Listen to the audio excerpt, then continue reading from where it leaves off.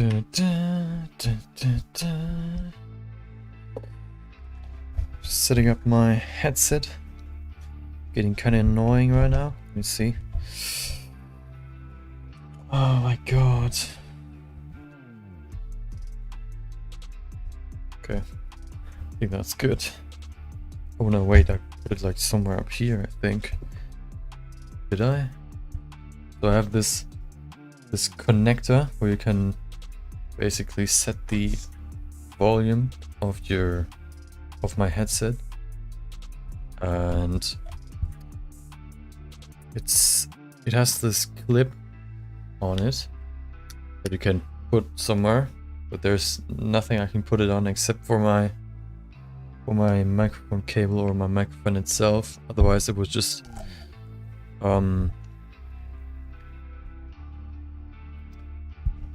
lie on the ground. Would be pretty annoying because then it would pull on my headset the whole time. So let's see if that works.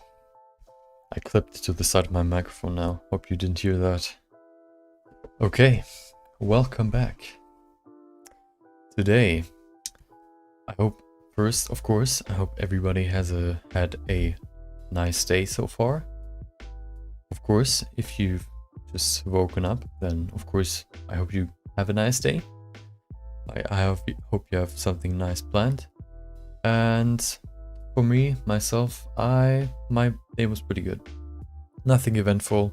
I think that's just the theme of right now, at least for me.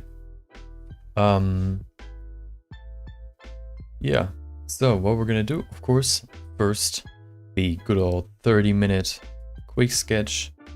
I also announced on Instagram that I want to do these every day, and I think I said it on stream yesterday as well, that I want to do these quick sketches every day, not just on stream at the beginning of the stream, but every day.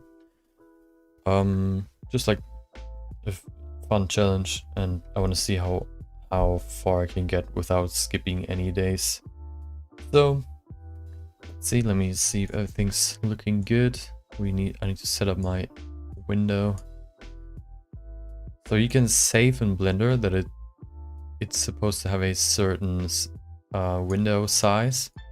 Problem with that is it's not filling out the whole window, which means there's this small... Can you see my mouse? You cannot? Wait, what? Why can you not see my mouse? Do I have to... Did I have that deactivated the whole time? Do I have to go in here? Wait, let me see. Ah, okay. So usually when I just open it, it has this weird line down here because the window isn't fully extended to the bounds of the window, which is kind of annoying.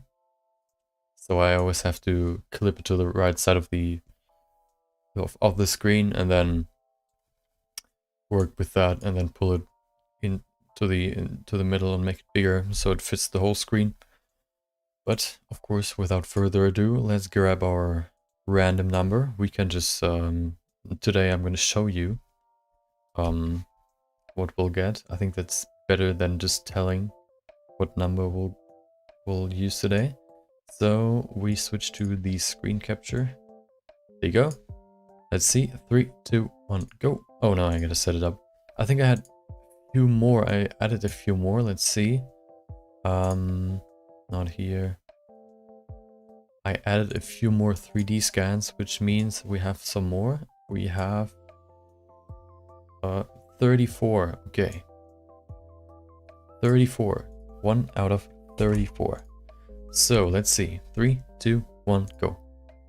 21. We're always in the 20 range, which is kind of weird.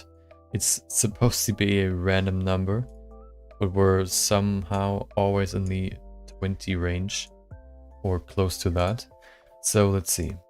20. I'll just pull out some of these. We have 22. What do we had? 21, right? Yep. Okay, so that means the old coin. Hello. Haven't used that before. Nice. Okay. Let's see. It's a blend file, so we have to append that and grab the object out of the blend file. So let's do that. We have everything set up, so I can switch back to the Blender green, nice. And oh, I forgot something. Gotta pull up stream elements. So for any alerts or any activity. Okay.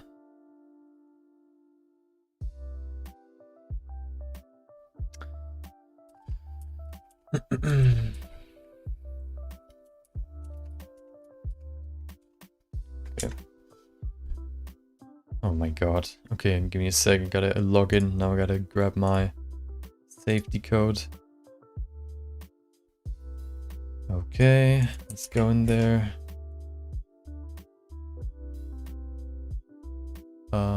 Wait, what? Oh, okay. Oh, wow. Wow. I used the incognito browser. Probably better to use my usual incognito browser. I think I'm logged in there. I should be. Yep. Okay.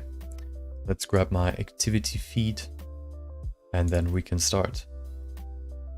Pull that out and we can start. So 30 minutes sketch. Let's grab our object, append. So if you want to grab something out of a different blend file, you can always just go in here, use append. Appending is for grabbing stuff out of a different blend file. And you can also import if it's like, for example, an OBJ file. You then can just use the import option. So we go to, maybe go in here and then just go back to the resource 3D scans, old coin 21. How many do we have? Okay. There it is. Source and ooh. Go to the, I usually use the, nope, not object. I use the collection because then I think that's the option you should use if you want to grab the material as well. There it is. The default sphere for me can be removed. Let's see if there's any textures applied yet. Nope. Okay, let's do that real quick. Grab this window. Okay. Wait, it is. Okay, let's see. What is going on here? Textures. There it is. Just pull it in here and then plug it in. Plug it in. Let's see. Perfect. Is it like off center? No, I think it's supposed to be like that. Okay. So I think we're ready. Let's nope, let's not move this around. We can maybe switch we can activate some passes just so we don't have to do that afterwards. That's not really part of the creation process, so I can do that without starting the timer. PNG to OpenEXR. And I think that's everything. We could maybe even include the mist pass. There it is. I still want to try to figure out what really you can use the mist pass for. I know of one case where you can fake, for example, the depth of field, but I haven't really figured out how to do it yet. So let's grab my timer and then we can start my 30-minute quick sketch today. Let me drink something real quick and then we can start.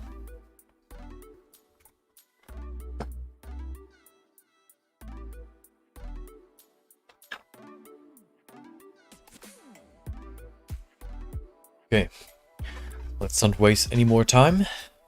Of course, before we start, just to inform you, today we're gonna do this quick sketch and then we're gonna finish the main project, the big project, the second big project of the stream, the second character recreation or sketch recreation. And I'll also give it another shot at having a topic prepared. This time I have some notes that I can read off of if I lose my train of thought. So today we're gonna try and I'll try to make it a little bit more interesting for people that maybe just want to listen and have a topic prepared that we can talk about and discuss. So the topic today is the future of 3D and design. So just to make you excited, and we're gonna first do this, and then we can go over to the main project, and we can, while we're doing that, talk about that. Because I want to I want to do both at the same time, working on my big project and then also talking about this topic, because I want to train to be able to talk while working on something. So that's why I'm doing this. Okay. So now, you know, that's double the efficiency, because then I can work on my project, transform that into a into a YouTube video, like a speed art or something. And also I can talk about a topic, which means I can use the same time for 2 different videos. And then I could even make a third one where I can maybe explain how I made this character. But yeah, that's so basically my plan, trying to combine my time or try to make as much quality content out of my streams as I can. Okay, so I'm ready. Think everything's ready. Yep. 3, 2, 1, go. Just checking if the timer actually starts. Yep, it does. Okay, let's go. Music is starting. Of course, I need to record. If I want to use this, of course, record everything. And let's go. So first things first, I'll make a bump map, because right now it looks pretty flat and pretty boring. So we can grab this. If you want to filter out and only see a single texture, you can just press Shift and Control. And now you see just the color. Excuse me one more time. And now if you, for example, use a color ramp, we might be able to snag a nice bump map by just bumping up the black parts and maybe the light parts as well. So you get more of this. You don't have these crazy details, you just have these bigger shapes, as I like to call it, which help you, or which are really good for a rudimentary bump map. It's of course not bump perfect, but doesn't have to be. So we're only looking for some surface imperfections. So we go in here, use the bump map, plug that in there, plug the normal into the normal. Well, I mean, it's something. Of course, it's not really that great. Let's see what it looks like in rendered view. We're in cycles. I mean, it's definitely better than before. So we'll just keep that. What I'll do.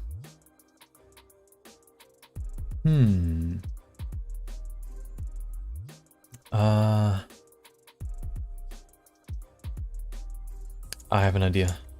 So what I'll do is make a quick plane, make that bigger, way bigger, and now push it in front of the camera, make a few quick subdivisions using the subdivision surface modifier, put that to 6 and add another one.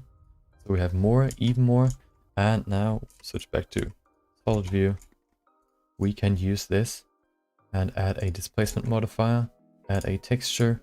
We're gonna use a magic. Yeah. Let's see. Wood. Wood looks weird right now, at least. Band noise. No. Let's use clouds. I want to have some sort of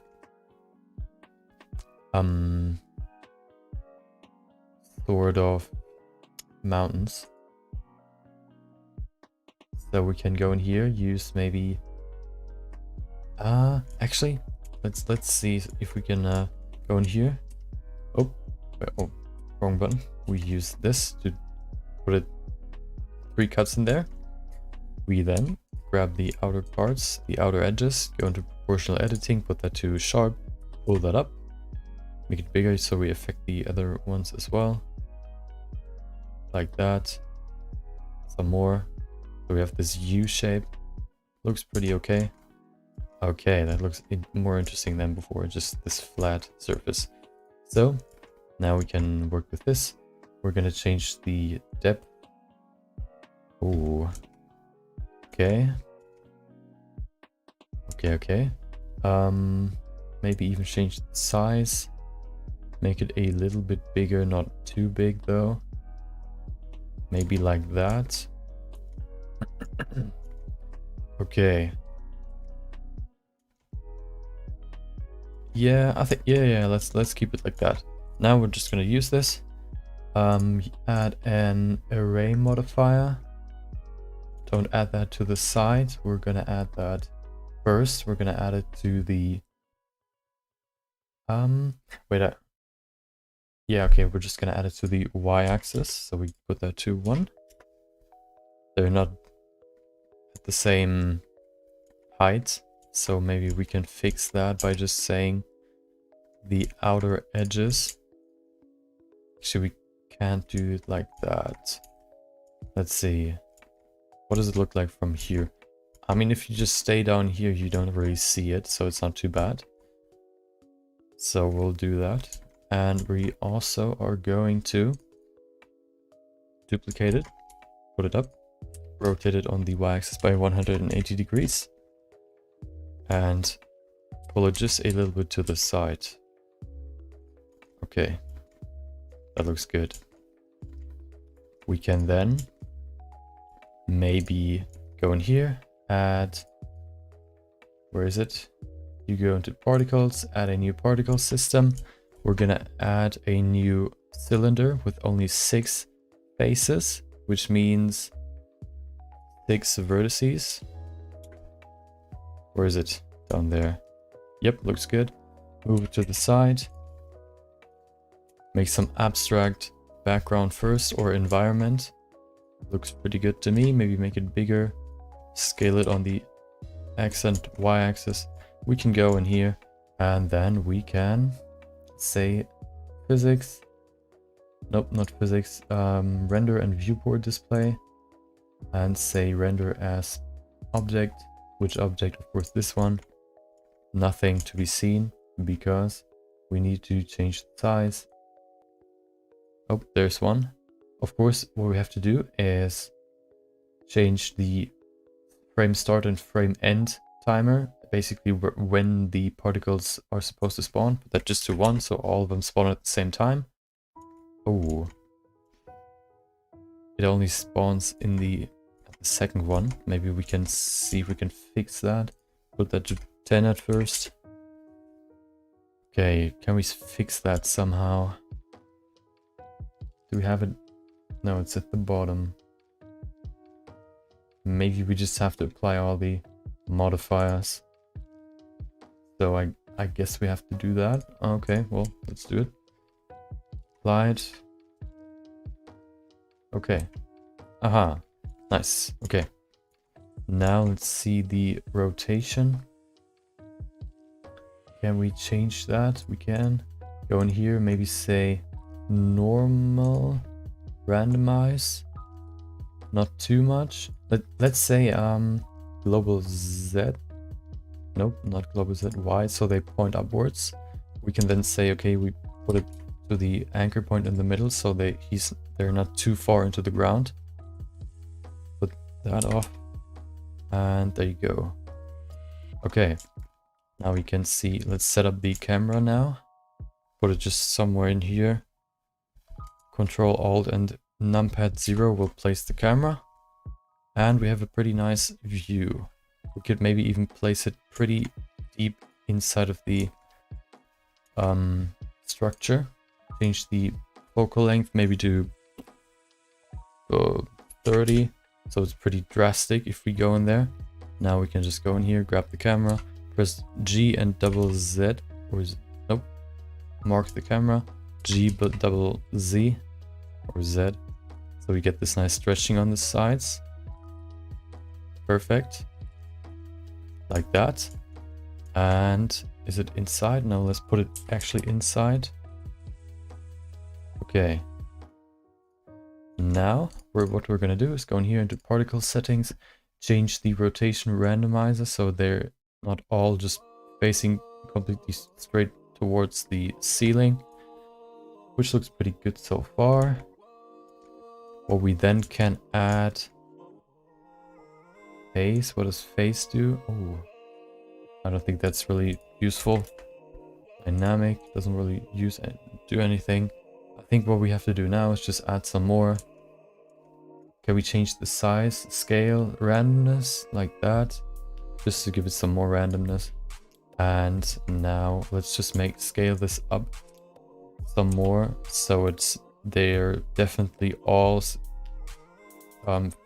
fully into the ground and the ceiling, so they're not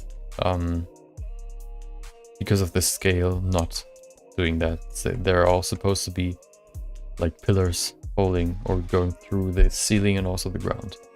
Okay, let's see what it looks like. Pretty good. What we need now is actually a new array. Oh, this one, not this one. We use this. Another array on the y-axis once more.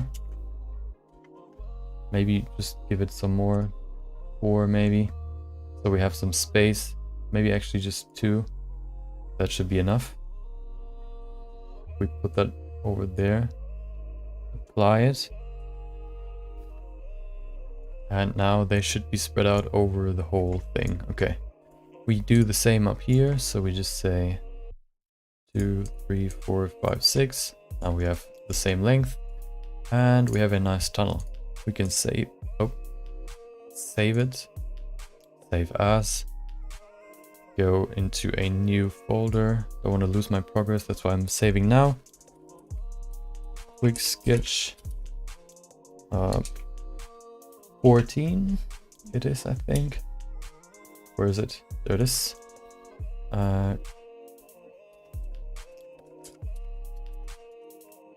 Quick sketch 14. Save it. And let's keep going. So next up, let's see if that works. I want to use a curve. So we use a curve. Where is it? Where's the curve? Give me the curve. There it is. Path. Let me see it. There it is. It's pointing in this direction to our right. So we rotate it on the z-axis by 90 degrees. And there you go. Now we make it bigger or longer. Way longer. Pull it to the beginning. Like that. Make it even longer. And up till the end. And now, let's see if that works. If we, for example, just say, remove these 3, and say it should rotate or twist like that. Let's see if that works. Now, if we say, go in here and say curve, we can then select the NURBS path. Oh, okay. Change the axis. Oh, hello. I think that's the one we want, maybe. I think so. But it's not set up properly right now. What we have to do is rotate it by 90 degrees on the y-axis. Negative 90. That looks better. We do the same up here. Go in here, say curve. Let's apply everything so we don't have to deal with all of this. Curve, NURBS path, Y, and rotate it. Oop, rotate it on the y-axis by negative 90 degrees. Okay, that looks weird. Something's wrong. I think if we just, let's see. Oh, wait, what? Is it actually facing the right way? No, wait, it's wrong. We have to rotate this by 180 degrees. This is correct, okay. Now we can use this. Rotate it.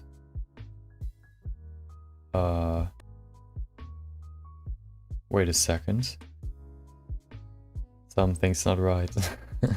Let's see, what does it look like? So it should be rotated on the y-axis by -90. Like that, and then we can move it over. That should work. Oh, maybe not. Maybe we should... I think we have to apply the rotation, which does nothing. Maybe apply the scale. Does nothing. Wait, I mean, we could also just add another one. Rotate that. Okay, this is getting kind of annoying here.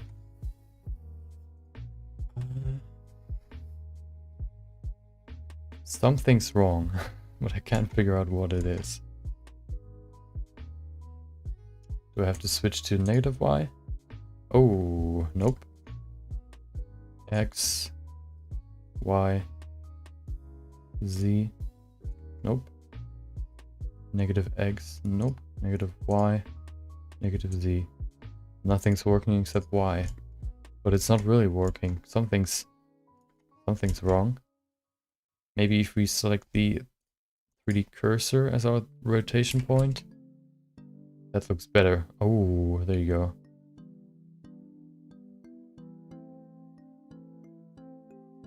Okay. I think that fixed it. Yup, looks good. So, we have 14 minutes left. Looks pretty good. Maybe put this a little bit higher.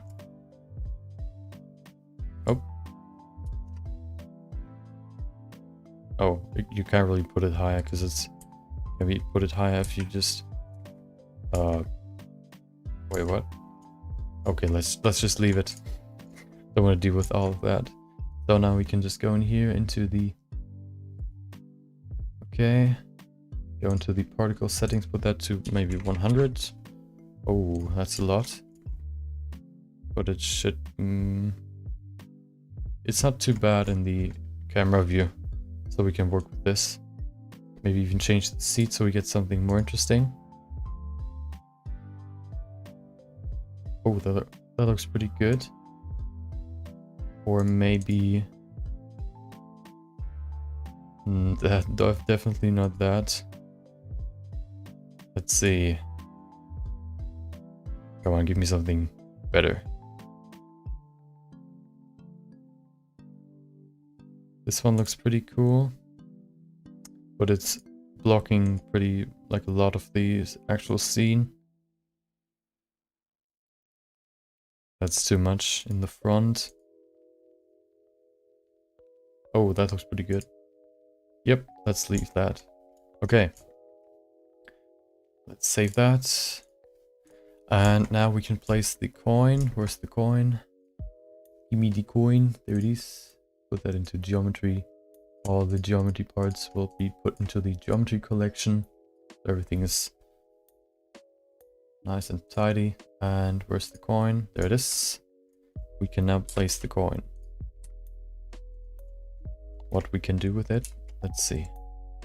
Median point rotation. Okay. How could we place this coin? Let's see, we can first maybe put it... Let's make this... That's pretty annoying, so we can maybe go in here and say... Visibility... actually, that's not gonna work, is it? Let's see. Viewport display... Wire? That's not... Well, that doesn't help. Let's give that solid. Okay, let's just put it in there. Maybe go like this so we can see more. X-ray view. Put it like maybe somewhere over there.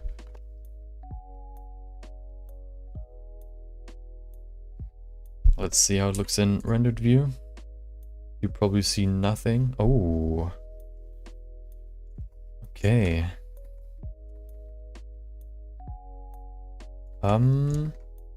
Let's give it some let's see. Let's just see what happens if we just use a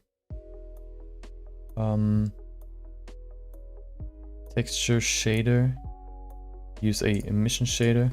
Just plug that in there. That's quite a boring texture. Maybe the other side.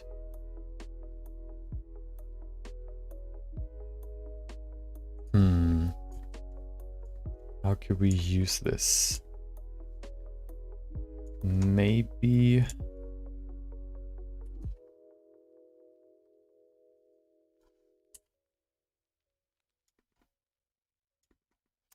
What happens if we just go in here, for example?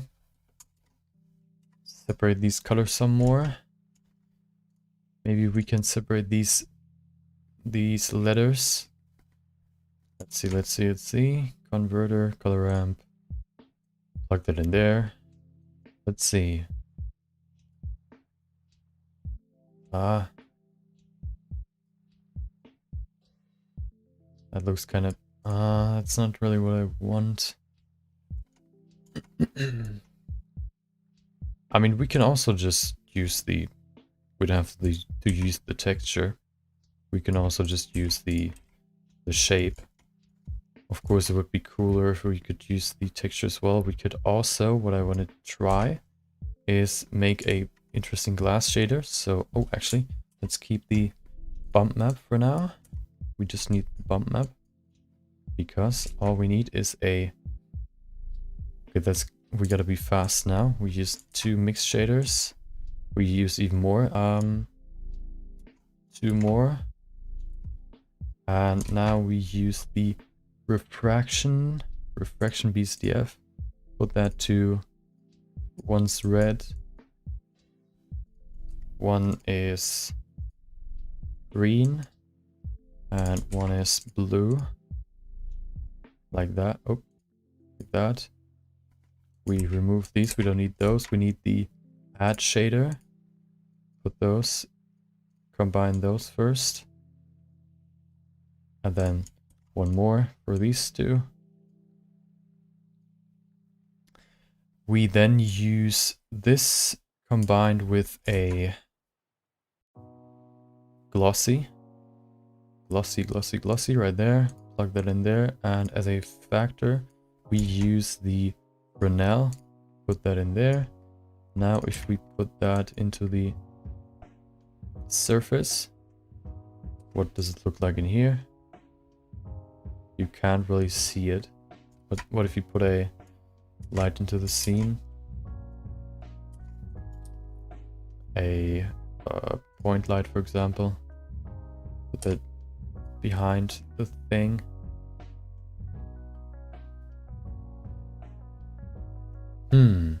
Remove this. Let's light up the scene first. Maybe we can see it better then. Maybe if we... Or let's see if we increase this to maybe 1,000.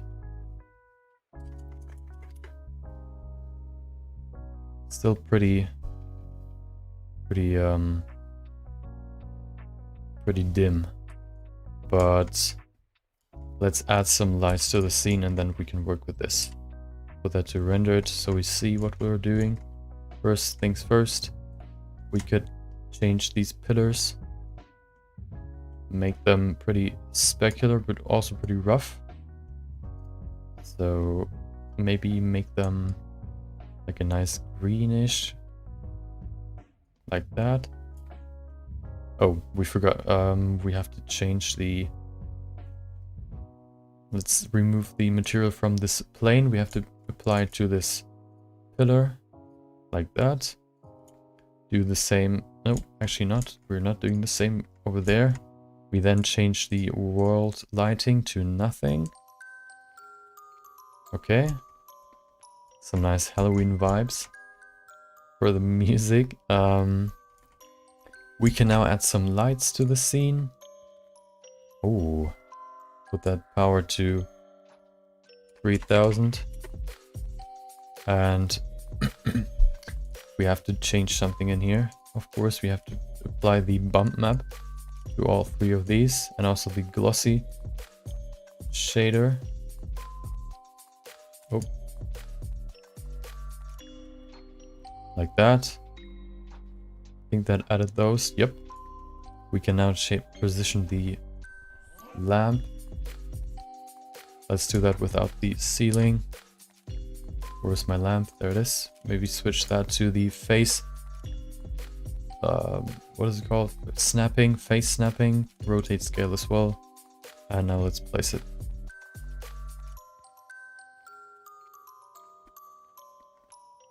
Oh, I have an idea. Let's use this. We can go in here. Let's bring back the ceiling, and we can go in here into this object and say mix the emission. Oh, not shader, mix shader. Put that in there, shader emission. We can combine those. And then we can say geometry back facing. Put that in there. Does that work? Apparently not. I think that's because they have a... What if we just remove these three? Or these two faces? Does that work?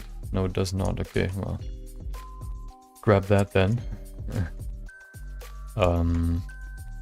Let's not do that. 5 minutes. We have to get some lights in the scene. So what we could do is just use this as our light source. Or we could add some smaller cubes. Cube, pull that over here, like that. We say make another particle system. Put that to 1. Say render object. Which object? Of course this one. Pretty small. Put that to 1. Make this scale randomness like that. And give it a nice emissive shader. Make a new one. Right there. Remove this shader emission. Put that in there. And there you go. We can then use a random image. Inspiration, what color do we use? Maybe a yellow to green. This one looks good. Put that in there. Okay, you can see faces. Let's change that up a bit. Maybe use the object. Actually, let's use the UV. We just need to switch this. Make it bigger. Okay, change the position so we get a nice color. There it is. This nice color maybe. Okay. We can then say, put that over here. Grab a,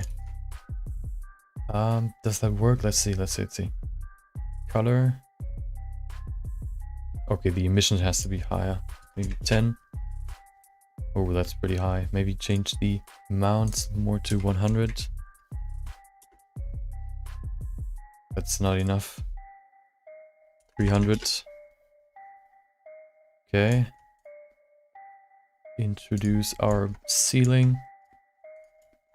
We can then say, we can give this a material. Maybe make this metallic just to, why not? Specularity can stay the same. Roughness can be lower and anisotrophy higher. Okay, do the same here.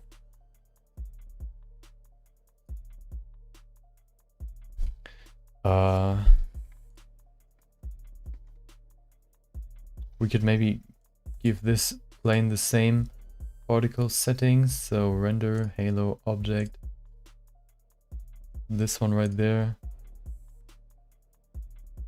Object 1 randomness. Like that. 1. Let's add 300. Looks better now.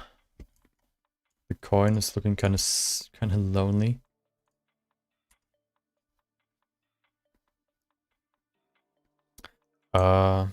Maybe we can change the roughness to more like a 0.1. So it's not fully glass, it's more like a rough glass, more like milky glass.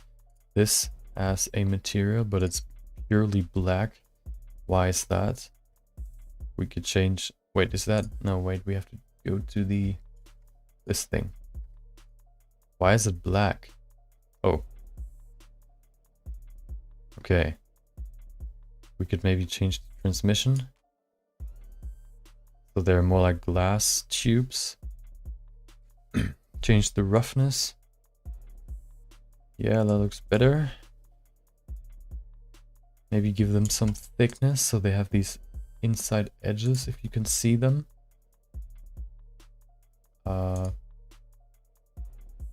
Modifier.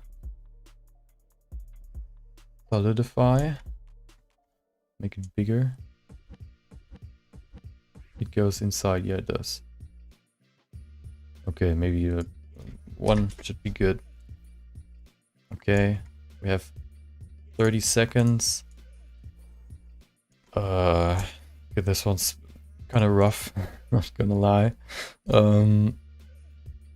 We could maybe change the intensity of the light. Emission 20. That's pretty... Okay, well, that's all we can do.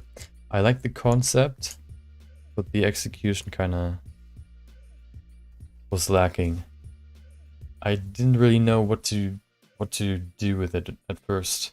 I think if I would had a bit more time, I could make something cool out of it. But well, just 30 minutes. So can you see the coin actually? I don't even see it in there, but it should be in there somewhere. Okay, let's save one more time and do our first render. Go into here, 50% resolution, save that, and I think we're ready to render. So let's render the image. Go in here, switch that to the image viewer. It's on F10, I think. Yeah, it is. Switch to the render result. Okay.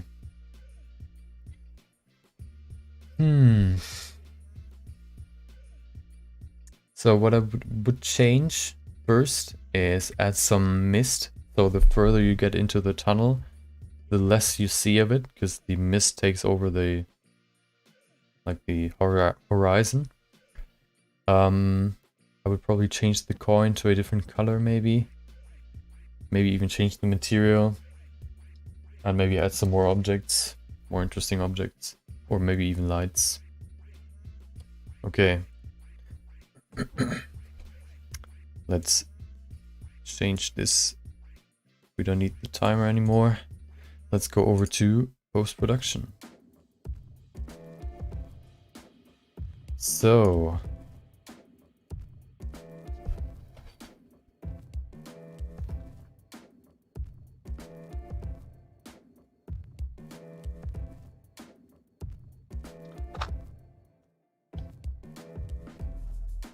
let's do some magic.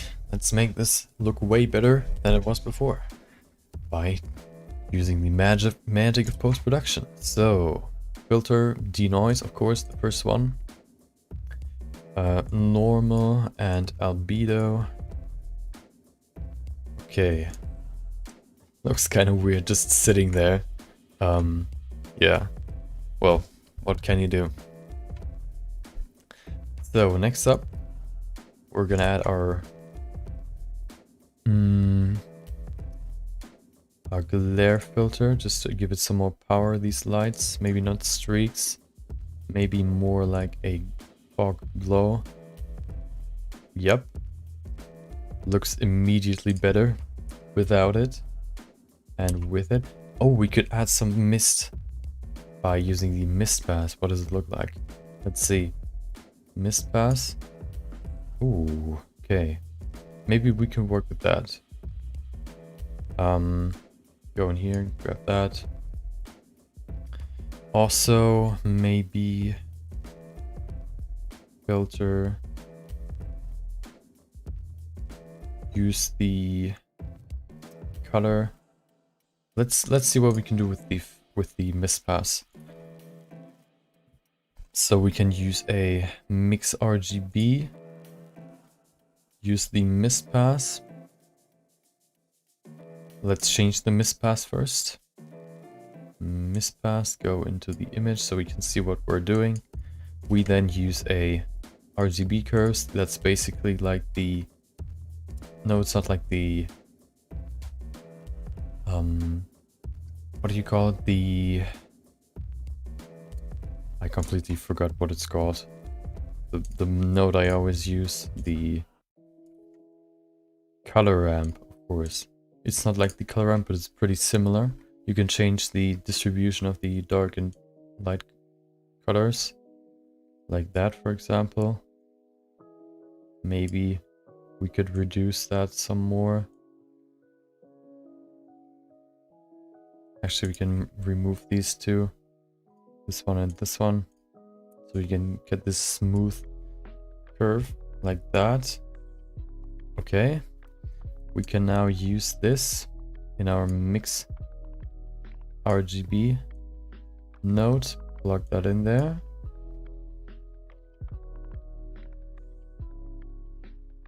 Okay.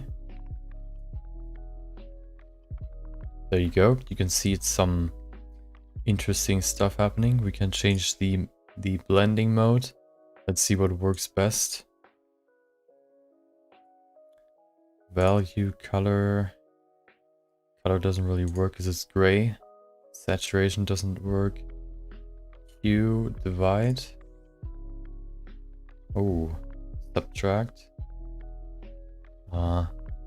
Difference. Nope. Let's just go through all of those and then see what looks best. Maybe we have to change it a bit. Soft light, nope. Overlay. There's nothing. Add. Nope. We could... let's see. Let's go through all of these first before we change anything. Color dodge looks weird. Screen. Makes it brighter. We don't need that. Lighten. Nope. Color burn. Okay. Multiply. Is that any different? Yeah, it is. The front gets darker. Okay. Darken. Nope.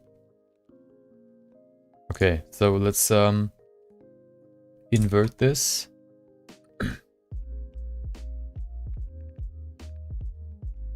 That looks better because I want to have the background more dark. Let's go through all of these again. Maybe multiply. Some more. Okay, some more. Like, okay, that's too dark. The mist doesn't go as far as I would like. So you can't do too much. Yeah, let's do this. Let's see what it looks without. Okay. Yeah, let's do that. Okay. Then we can tinker with these colors. So we can use the... let's see, contrast maybe. Put the contrast to 1 just to see the drastic change. Insane changes. We can keep that actually. Then we can use... actually, let's see what happens if we just use a hue saturation. And then we use a texture. So we go into input, texture, make new texture. We can add one right here, make a new one. Hue. Give it a nice cloud texture. Change the size to something pretty big. Depth can be pretty low. Like that. We choose that in here and plug that in. Oh, hello.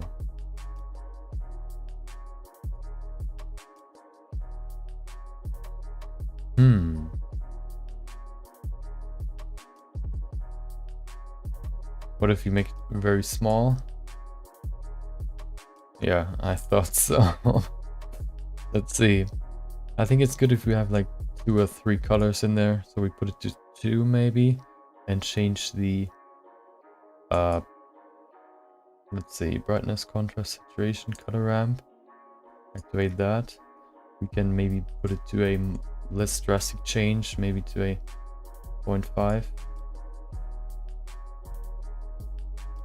Okay. Maybe to a point up here, and then this one can be more down there.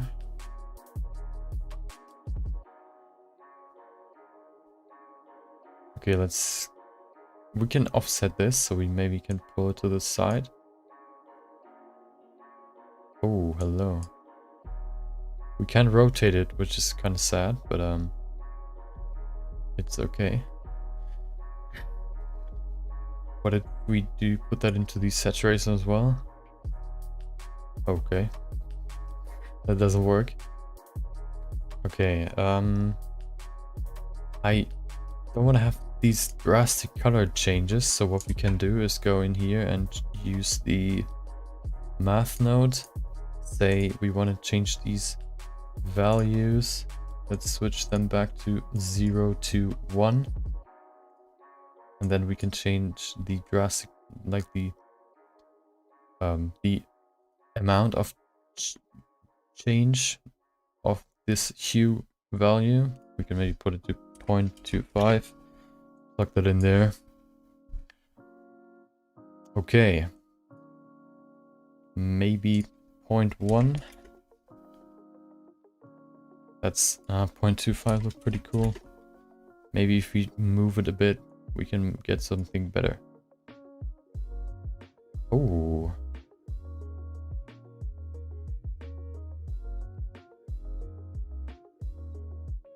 Okay. This looks pretty good actually. I think I'm gonna keep this. You have this nice purple down there, you have this green in the middle, and then you have this pinkish red up there. So now, yeah, I think we could maybe bump up the saturation. Maybe that's too much. No, it's pretty good actually. The value can stay like that. Of course, the coin is pretty much the background, but what can you do? It's in the scene, so I would have added some more of those, but there was no time. We could see if the, let's see. You know what we could add? We could use the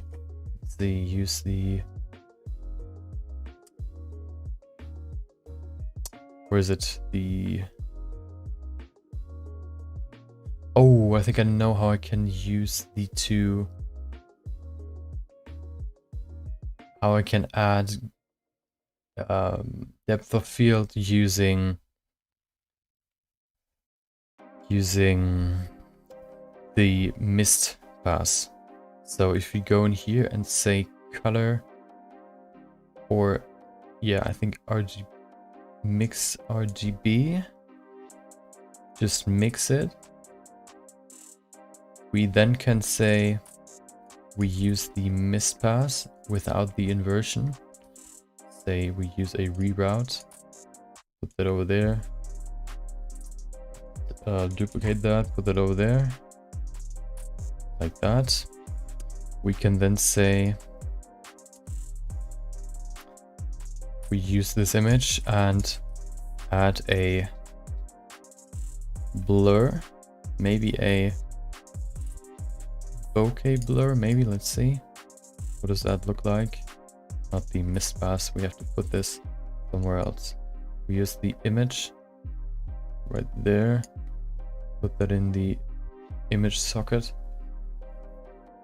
Okay, we can then say color, nope, input bokeh. There it is. Labs, put that to, I think K5 can look pretty good. Put that in there. Okay, maybe put that to make that round. Maybe that looks good.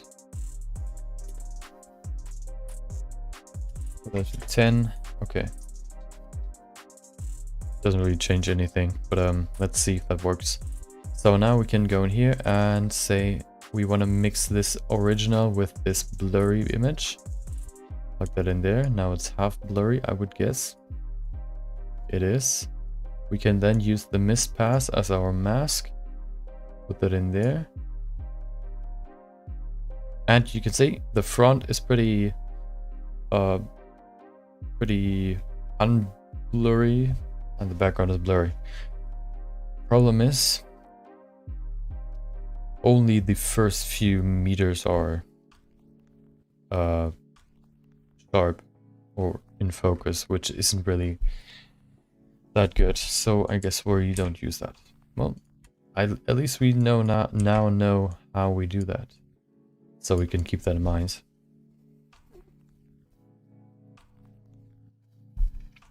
I mean, we could see if we could add the lens distortion. Let's see what that looks like. I mean, it almost always makes the image look better, so 0.2 maybe. Just adds this nice rainbow effect, especially for these. Oh, no, that's way too much. Especially in these colorful images, it can be pretty powerful, but I think we don't need it in here because there are so many colors anyway that we can live without it. Okay, let's save that. Yeah, I would have probably added some more stuff, but there was no time, so let's just export that, save that, and we can go here, and all of this can stay the same. Okay, save it and render it. And we have our finished image. I think I will give myself more time if I do these off stream, just because maybe sometimes I just want to put more time into these. That's why. And 30 minutes sometimes is just not enough. I would have liked to work on this a little bit more, but at least the ones I do on stream I want to keep at 30 minutes. There you go. Looks pretty abstract, pretty blurry, but that's just because the image is pretty has a pretty low aspect ratio and also a very low sample amount. So let's save that, and then we can go over to the main project. I don't know why, but my voice is fading.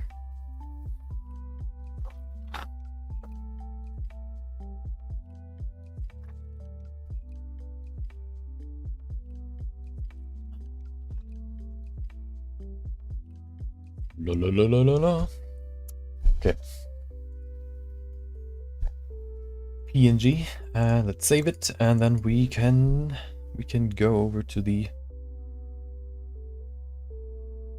big boy quick sketch 14. Save that, and we're done. Nice. Okay, let's save that as well, and then open resend character 2.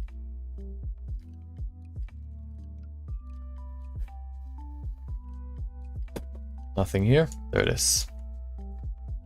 Okay. Let's cut the recording right there and start over, so we at least have one of those recordings saved. Okay.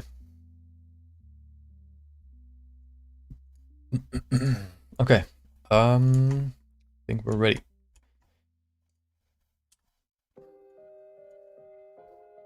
Dude, I don't know why, but I have to burp so often right now. I ate some potatoes with what do you call it? Let's see. I want to know what it's called. Uh,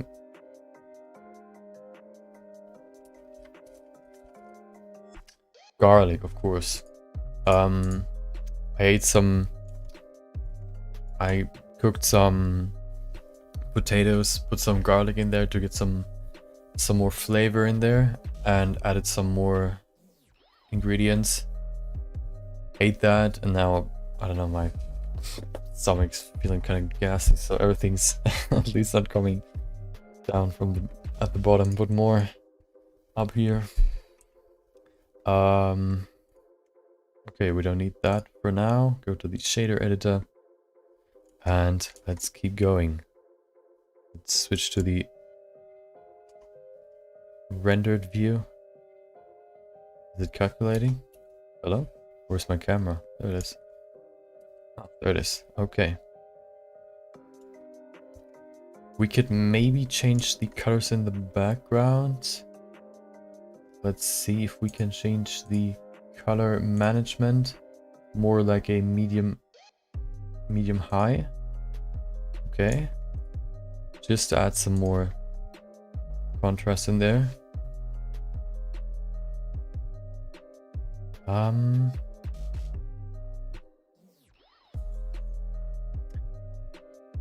Yeah, okay. So, of course, as I said before, today we're gonna finish this piece by giving... Oh, actually, I want to maybe even change the depth of field, just because the background is still pretty... It's pretty busy, and making this less or more blurry will probably help. So if we put that back to 2.8. Yeah, that looks better.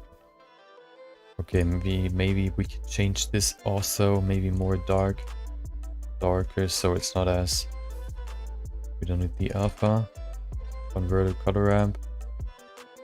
So this background at least is not as busy. We could maybe change this to a dark. Yeah, that looks better. Maybe we could go with this to a more greenish, dark green. More like a... Yeah, that looks good. Okay. Let's see if we can change this color some more. Color. If we make it more intense, it looks weird. Actually, it looks pretty good. Yeah. Okay.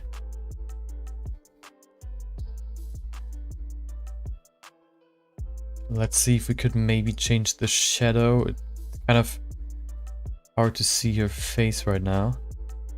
So we could change the... where's the texture? Right there. The W value. Let's note 3.2 just to make sure we can go back to it if you need it. This looks pretty good. Nope. Nope. Oh, looks terrible. That looks pretty okay.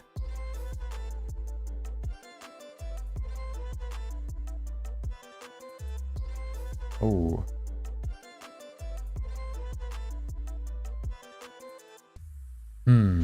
Let's see. I mean, you can... It's pretty subjective what would probably be the best looking one. This would probably be... You can't really see that there are any leaves. So I would not use that. This one's too small of a highlight. Nope. Nope. Nope. 5.7, 5.8. No, too much going on. This one could work. I think this looks pretty good. So you have the highlights in the eyes, of course, because they're glowing and also because the light is shining on them. And I think once I add the white hair, it'll look pretty good. One thing we should probably change is the eyelashes. Maybe we could change those to white as well. Let's see. We change those to white.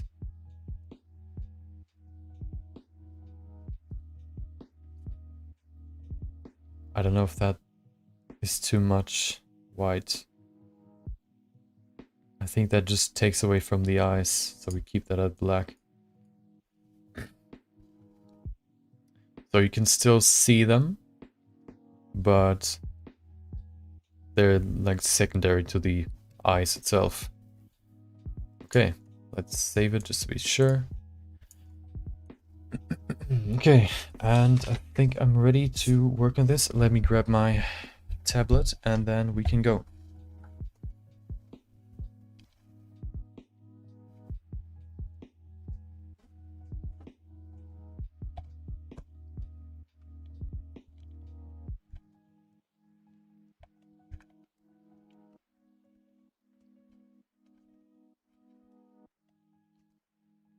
Okay, so many cables. I have one cable for my headset, one cable for my microphone, and another cable for my tablet. So many cables, and then at least those are the ones that go next to my chair. Okay, and then also the one that goes to my headset, which is also in the same area. Okay. I think I'm ready. Let's try this talking point one more time. Next time. I mean, another time. No. Now. Again. Let's see.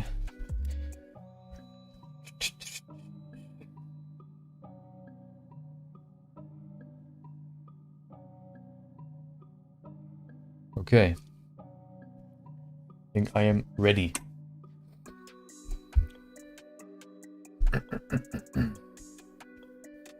So. Okay. Let's talk about the future of 3D in design.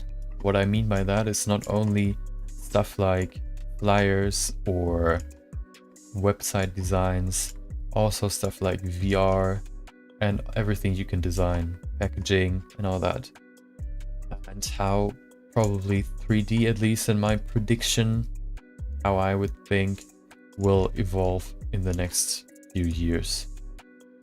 I would say if you work in design, for example, as a 2D artist, 2D illustrator, maybe even an animator or stuff like that, a what do you call it? A concept artist, I think everyone can get something out of 3D. Not only because of its three-dimensionality, so you can, for example, work with three-dimensional base meshes that you can place in your scene, and then you can work with those to, for example, make a concept art. But you can also use 3D objects for designs. For example, you can combine 2D with 3D. That's one aspect you can use it in. You can also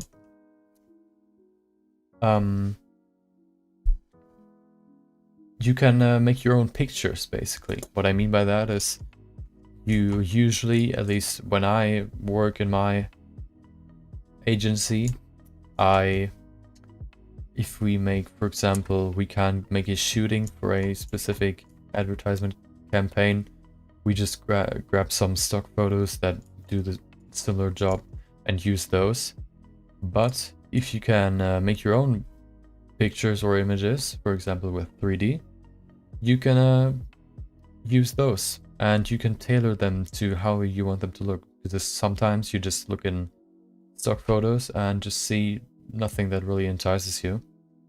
And using your own crafted images can then be pretty beneficial. For example, I went into, or we have a stamp manufacturer that sells stamps.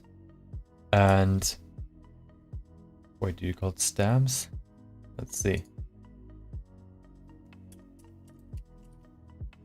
Yeah, we have a stamp manufacturer that sells stamps, and for his catalog we have these shots of these products in different situations where you could use them, and just to show a situation where you could use them, for example. And what we use 3D for that in... Let's apply that.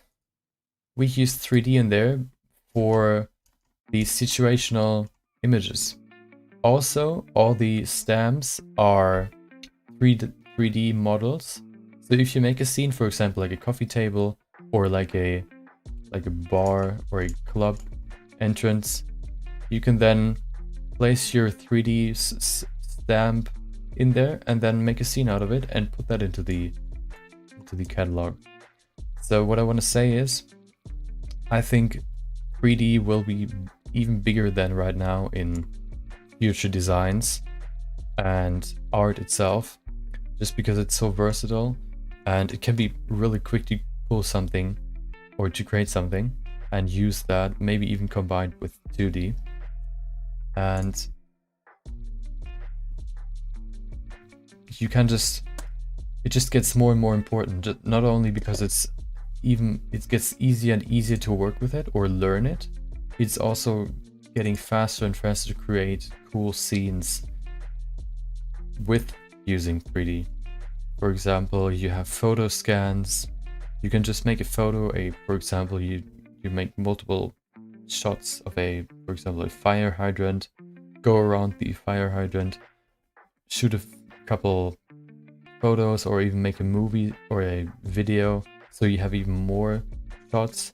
You put that into a specific program and you have your fire hydrant model right into Blender, for example, or your 3D software of choosing. So it gets easier and easier to actually create believable scenes.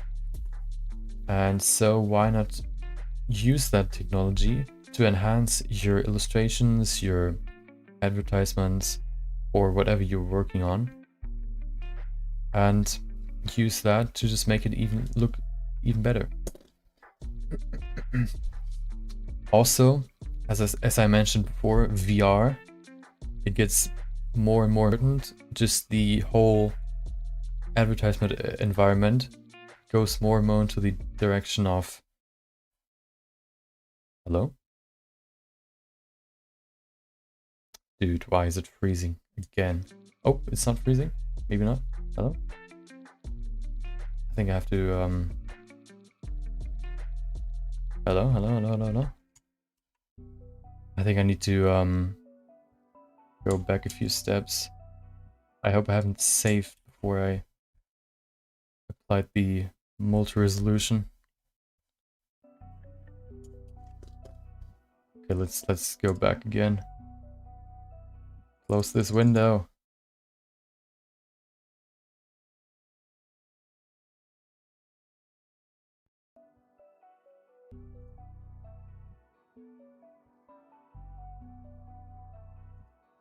Okay, I hope I'm still live. It looks like it. My PC began freezing. So let's open this project up again. What I wanted to say is VR gets more and more important just because you can implement more and more experiences, or you can create more and more experiences in your advertisement. For example, you can include sound, of course, that's been there for a long time.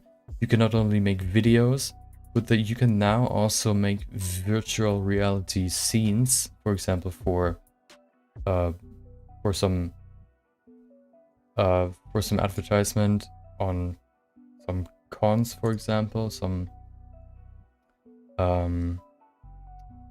dude.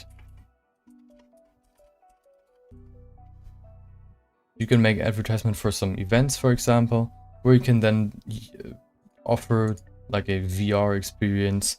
For example, if you advertise a certain product, or a job opportunity, you can then say, okay, come grab this VR headset and you can look around in our office. You can see how it looks like. You can, for example, do the task you're then supposed to do at work right in there. And that will be more and more used in the future. You will see more and more. And if you prepare for that right now, you're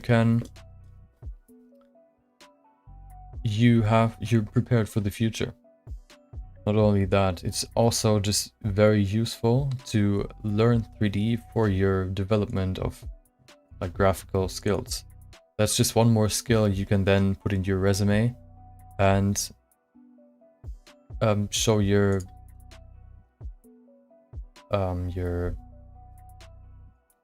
dude, I'm blanking so hard right now.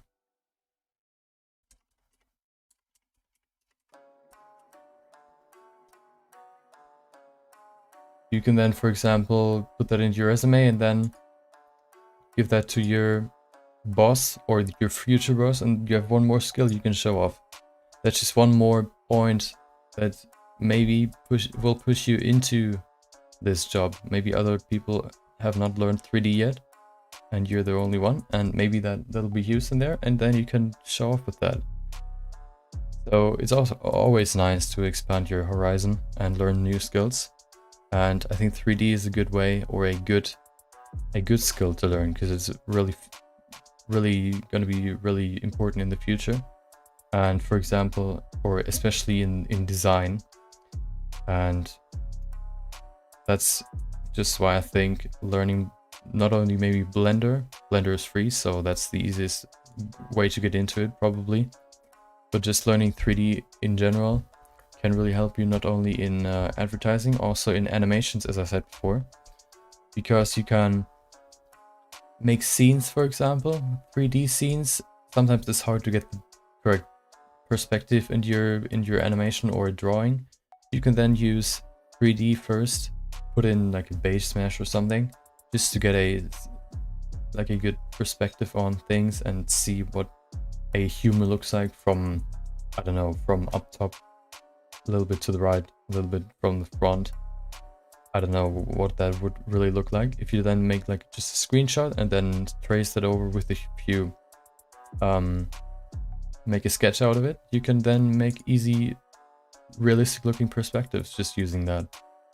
So you can not only use 3D to make actual artwork, but you can also use it to assist you in your main hobby or your main project or work that you do.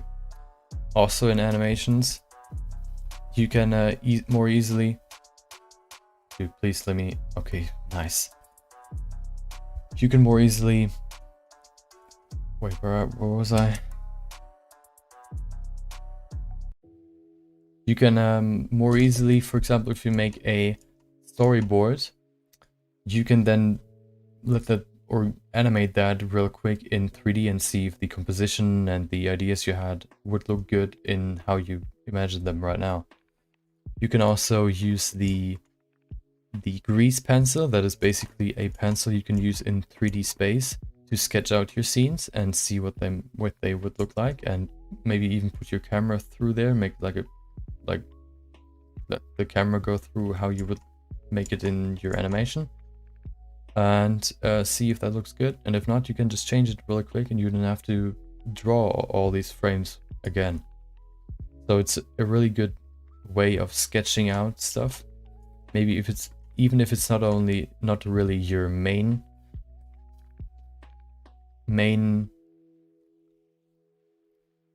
your strong suit or your main way of working, just using 3D for sketching out before you actually go into your actual work can really help you out and save you a lot of time. Also, if we go back to skills, if you add another skill to your horizon or to your repertoire, you have another way of branching out. For example, if you thought first, dude, I'm so into 2D graphics design, but then you work on some 3D, you work on some 3D projects and you realize, dude, that's actually pretty interesting. You have another way of branching out, learning more skills, and just getting better and more. You just get more capital, or you get more worth for your job. For example, if you have more skills, you can demand more money, And especially if you have another skill you can learn and expand your skills on, you just increase your worth more and more. And also, you can also just mix 2-dimensional and 3-dimensional graphical stuff. For example, you can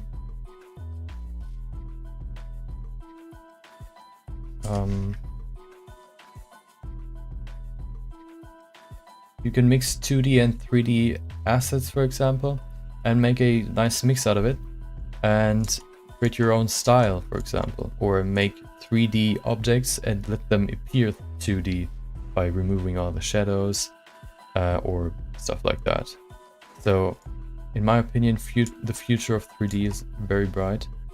You should learn it if you're interested in it, or even if you're not, you should maybe look more into it, and maybe you can see that the benefits of learning it outweigh the unenjoyment, or maybe even using 3D will make you enjoy your craft or your hobby or whatever even more, because it'll be easier to work on your main hobby, because you can just work faster. And I also think, to sum it up, in the future you will have way more 3D, for example, visualizations that you then can create yourself, because you know how it works.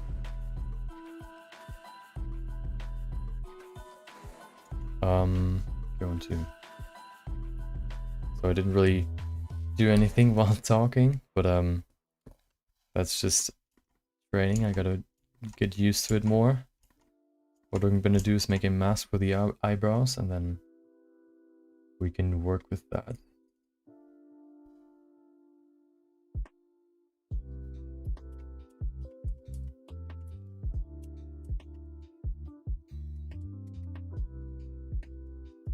It's really hard to come up with stuff while you're talking and then also working on the project you're working on right now, especially if you want to have like an actual substantive stuff you want to say.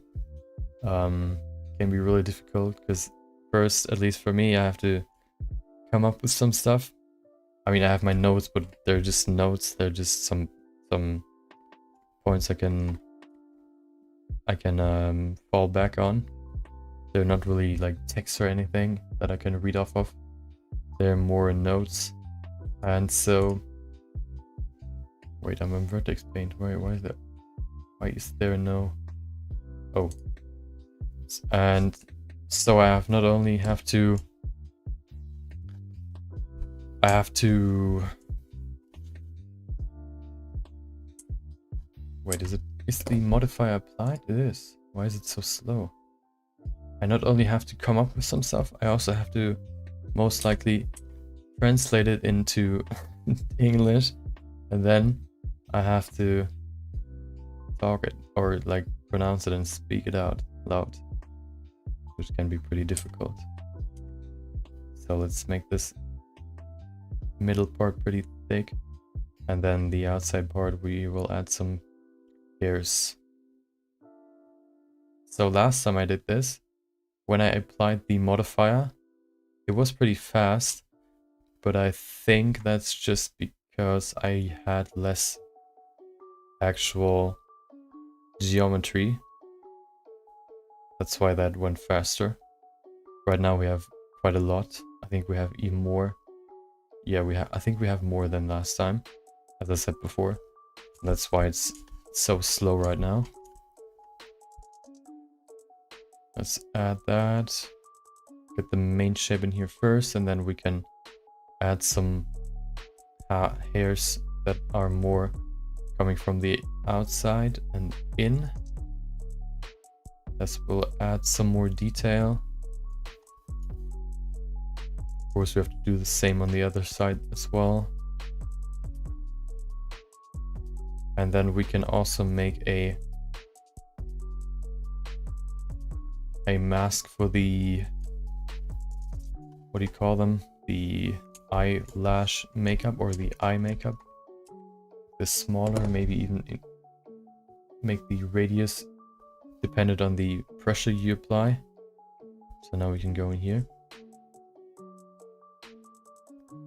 and add some hairs.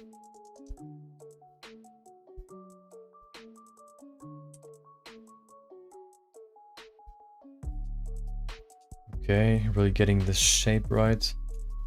Not doing too much. Also paying attention to the main shape, not to like affect it too much. Just adding in more detail to make it look more natural.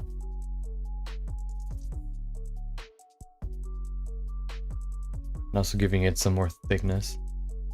That's what I'm going for right now.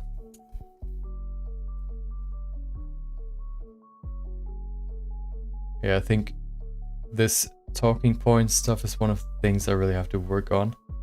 Because right now, I mean, I think I can use this. What I did just there. But I think I'm definitely not satisfied with my performance. I will definitely work on it more. Maybe we'll do a talk tomorrow. I will probably do talks every... What is today? Maybe I'll do one every... At least, no, not on Monday. Monday is the... At least for now, the tutorial for beginner day. Monday is beginner day. And then Tuesday is speedrun day with... What else? Yeah, we can work on the main project. And yeah, we can then probably do a talk, and then on Wednesday and Thursday we can do another talk. I just want to make it not only interesting for people that want to see how I make stuff, but also interesting for people that are just interested in creative topics. My main goal of not only the stream but also my YouTube channel is to make it more like to make 3D more interesting for laymen, basically. Just make it more beginner friendly and introduce people to 3D in a fun way. Oh, I have an idea, maybe for tomorrow, maybe for next week. That'll be interesting. I don't even know if it's gonna work, but I'll probably play with it maybe today or tomorrow, and then we can I'm gonna show you what I mean. It's gonna be a fun video or fun stream. It's probably gonna be a bigger project actually. Okay, this side looks pretty good. Maybe we could add some more. It's looking pretty rough, so we could maybe add a bit more thickness to the eyelashes. I mean eyebrows, because right now they have so many individual hairs coming from the side that it looks really rough. We could remove some, but I think the best way would just be to add some more in the middle, like that. Okay, that looks pretty good.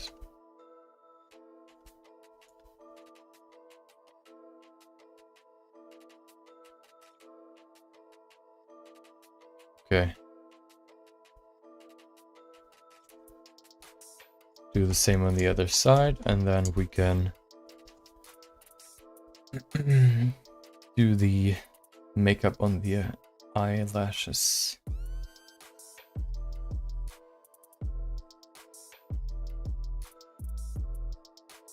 That's why I'm still working on my articulation and my pronunciation, just overall speech. I think that's one of the main parts I can improve. That'll drastically improve my content. Just how I speak, how eloquent I can say stuff, and just overall how I pronounce stuff. how understandable I am, and how I form my sentences. More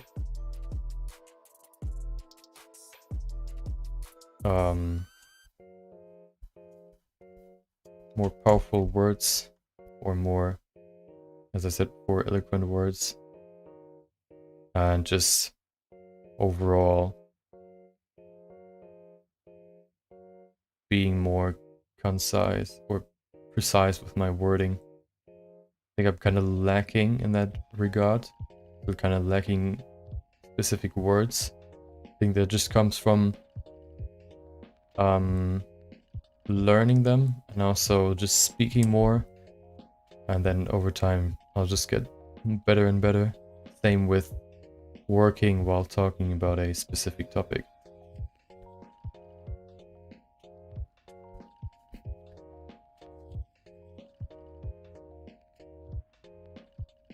Okay, the main shape is almost done. Make this maybe just a little bit thicker, and then we can add the hairs.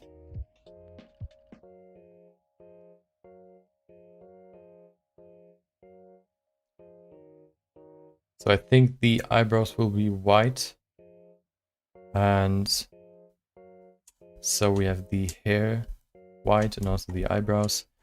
The eyelashes will stay black. I will probably also make the makeup black.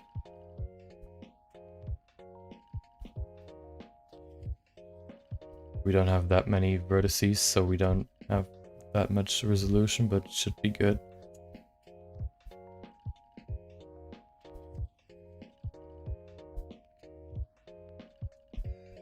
Let's go in here first.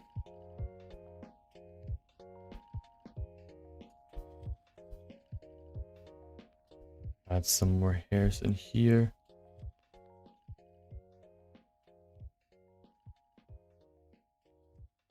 The difficulty will be to make it kind of symmetrical.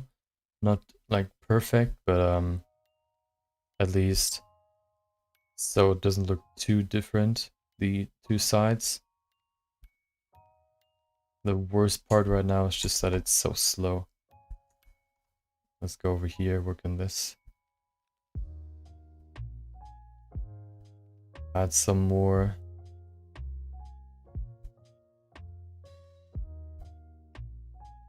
Once I'm done with today's stream, I'm gonna work on my Minecraft speedrun video. I have a cool idea for the intro at least, or for the whole video that I'll try to execute on.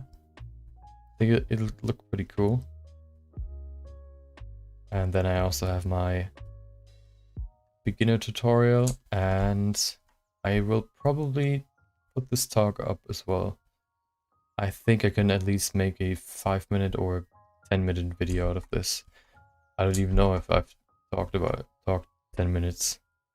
Maybe I could just make a offline recording as well, just because, or just to add some more info or more talking points. I think I just talked for, it felt like I talked for not even 5 minutes. I think 5 minutes would not be enough for like a let's talk or let's discuss video.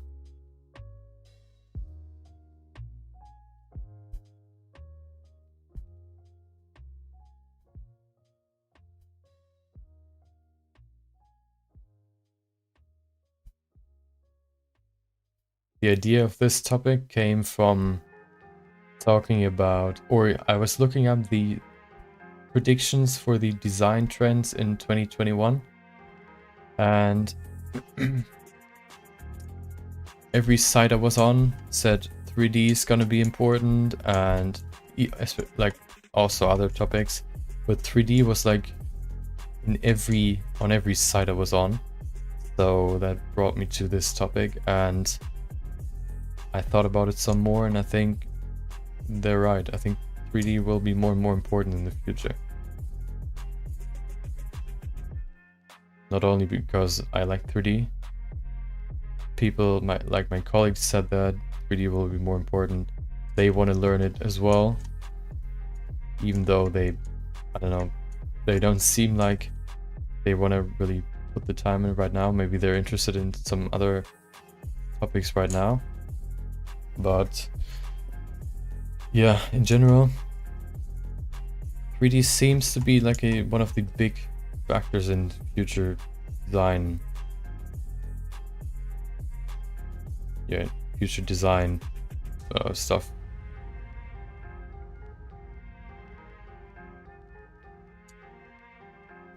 Because it's so versatile. You do not only have, so for example, with 2D, you have 2 dimensions, of course.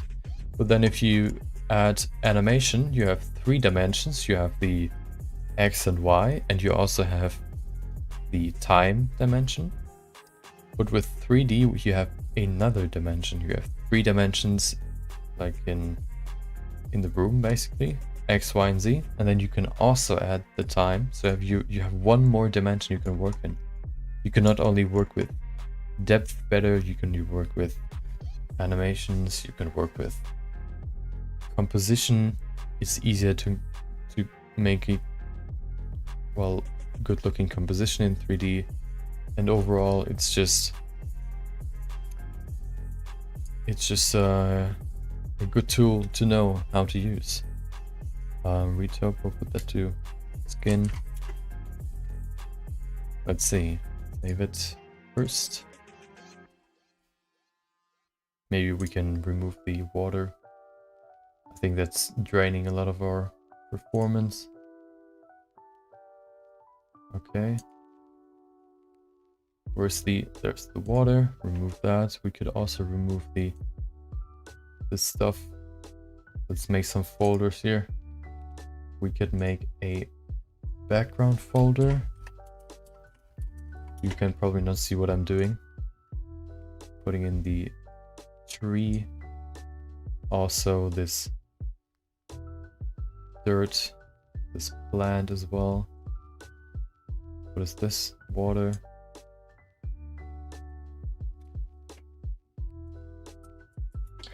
What else? Is there more? This ball. It's in the background already, okay. So if I now hide this, oh, there's a few more things. What is this? Plane right there. The ball right there. Okay, nice. Okay, now we can just look at her.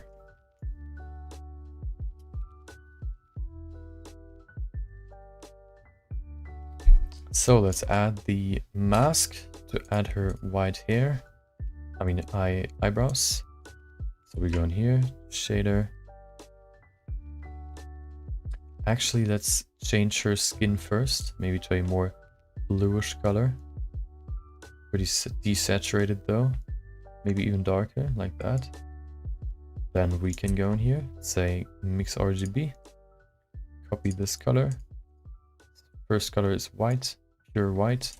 We then use the vertex color, switch that to eyebrow mask and put that into the factor. And we have to invert that. There you go. Looking pretty good. Let's see what it looks in rendered view.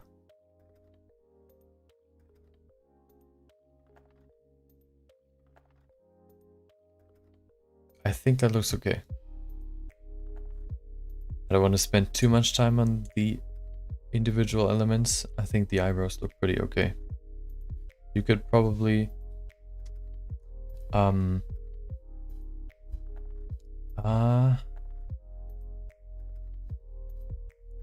I mean, you could probably add a bump map, but I think I'm gonna skip on that. I'll just leave it like that.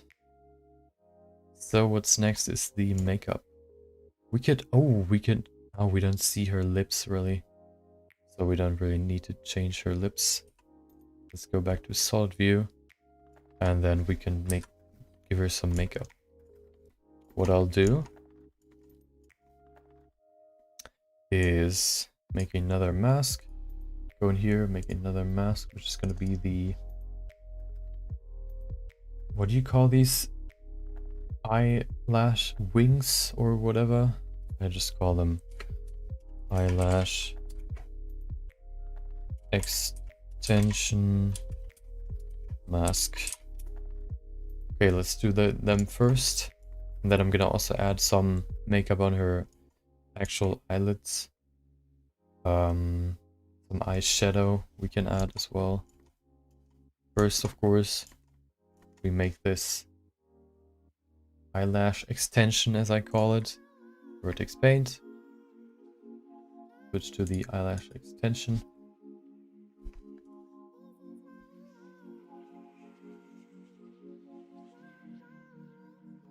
Okay. So I haven't really figured out how this works. You can see, I see the eyebrow mask, but it's on, don't put it into the render. So why do I see it? Why do I see, what if I just make this and then switch it to the extension? Okay, we can maybe change it in here, can we? No, we can't. Okay, well, okay. So I guess I just paint in here and hope I paint into the correct mask or vertex paint layer. Let's see, black, perfect.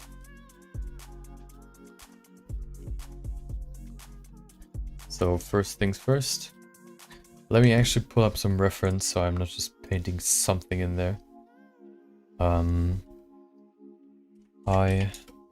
Oh, wait a second. I had some Pinterest pins I could maybe use.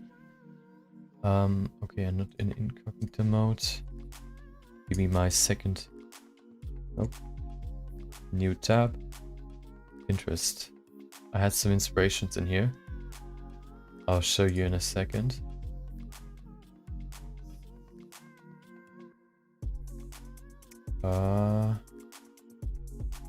Where is it? Faces, inspiration. Let's see. This one right there. This one looks actually pretty cool. We could add that. Let's do that. Or this one. Choices.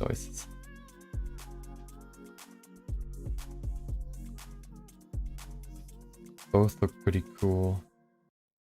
I will choose the second one just because it's easier. And with the amount of resolution we have, this will probably be easier to execute and actually let it look good.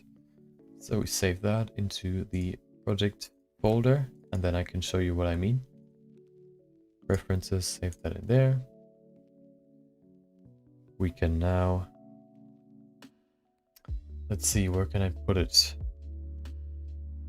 Let's just switch that to the image editor. And I can put it in there. There it is. I'm gonna do this one. Not the eyebrow part, the eyelashes. So let's work on this. We have to increase the clipping length. Go to view. What I mean is if we go in, as you can see right there, if I zoom in, you can see this clipping. You just remove the geometry. What I don't want to have. So we switch the clipping start to something lower, maybe 0.001. Now if we go in, it'll take a lot more. So we can go way closer. And now it's clipping. That should be enough. So first off, you have this line down here.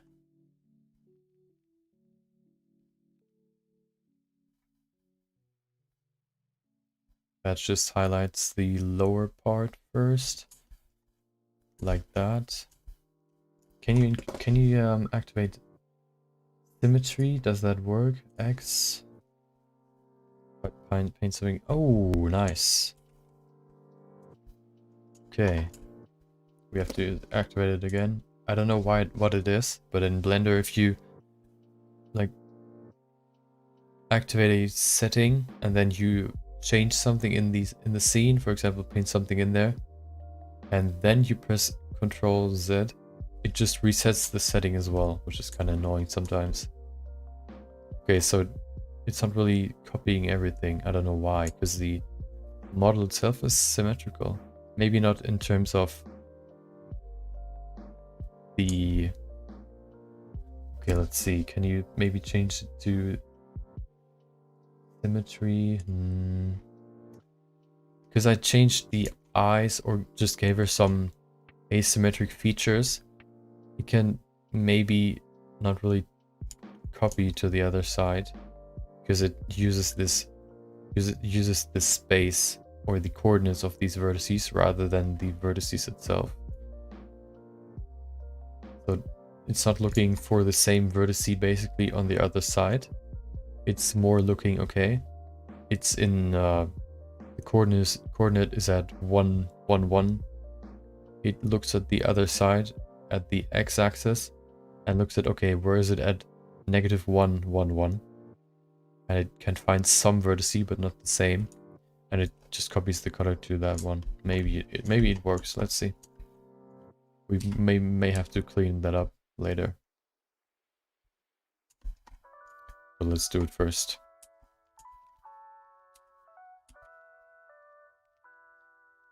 Let's add this line down here first, and then we can go over.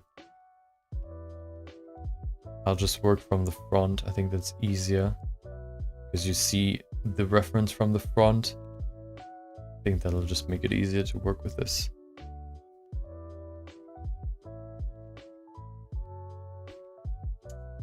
Okay. I think it can be thicker even.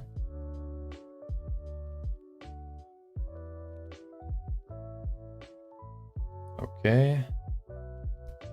Wait, my window is too big. Just realized.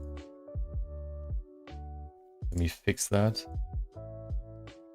Let me fix it for you, like that. There you go. Okay, now you should see it. You should see everything. I don't even know if you saw the image. I think so. Okay.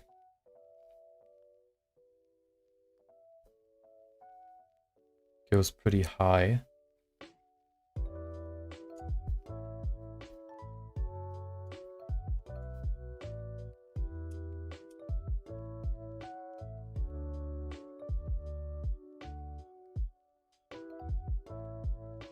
Goes really high.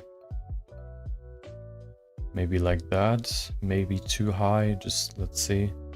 We then add this line. Like that. I think that looks good. Yep, okay.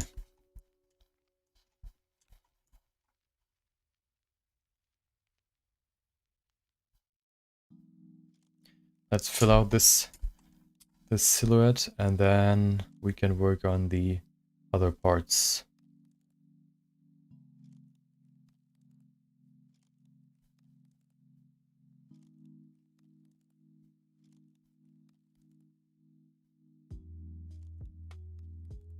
So I'm just gonna copy the main part, or the main black part basically, not the red part. I have a different plan for that.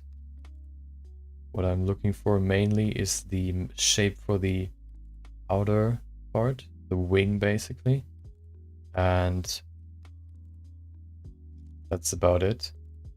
I'm not going to copy the color. I'm not going to copy the shape fully necessarily, all these edges and all that, or these corners. Just looking to get the main shape right.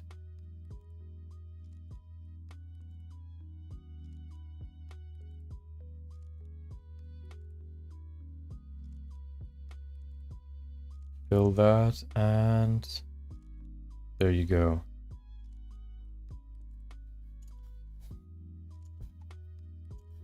Look at that, looks pretty good. Of course, let's remove the eyelashes for now, so we see what we're doing. Okay.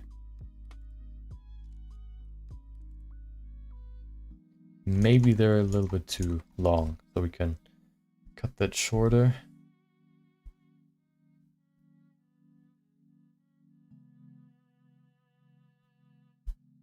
Like that, maybe. Let's see what it looks like from the front. Okay. Think we can also, because it looks like she's looking, like we're looking at her from up top. We should probably lower these wings a little bit.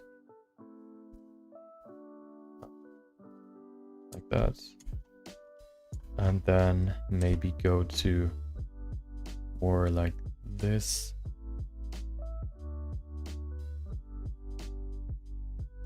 Okay. That looks better. We could keep both, but I think it looks weird if we use both.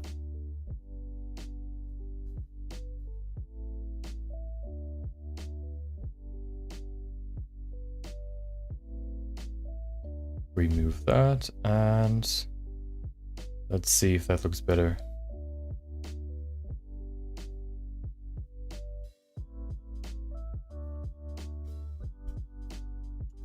I think so. We can make maybe the bottom part a little bit thicker.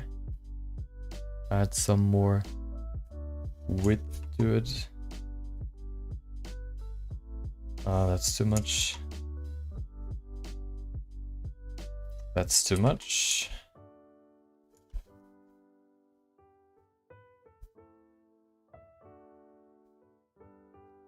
More like that. I think it's easier to look from the front than from the side because you have these different surfaces and like round shapes that you have to keep in mind when drawing these lines.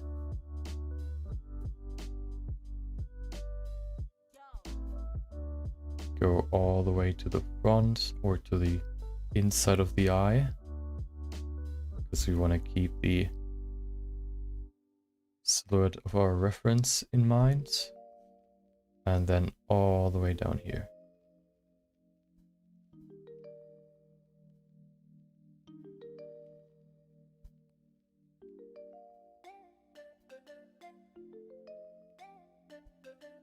Maybe we can go a little bit deeper in here, so like that. Looks good. Okay. Now we can make this sharp edge in the middle. We have quite a few stretched faces. That is why they look so weird in the middle. Also up here looks kind of weird, but that's just the low resolution. With more resolution, my PC will start to freeze.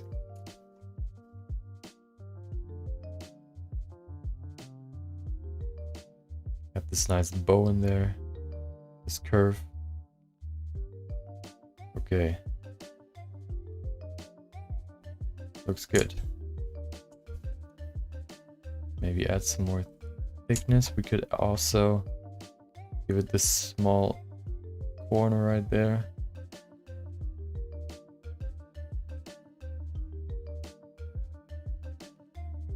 Okay. Just to give it some more uniqueness.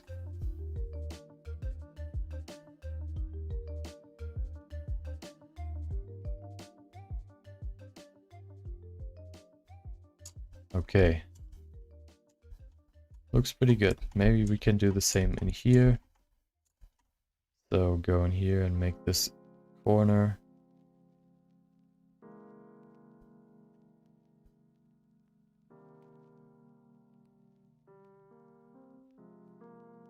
Make this thicker. Okay.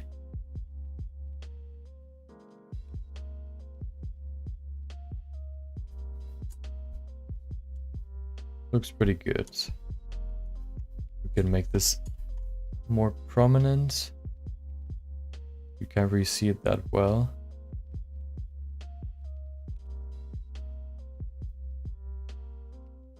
Okay.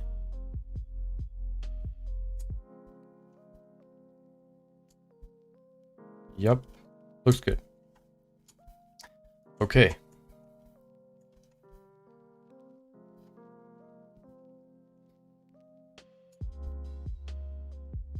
now we can... Wait. Looks like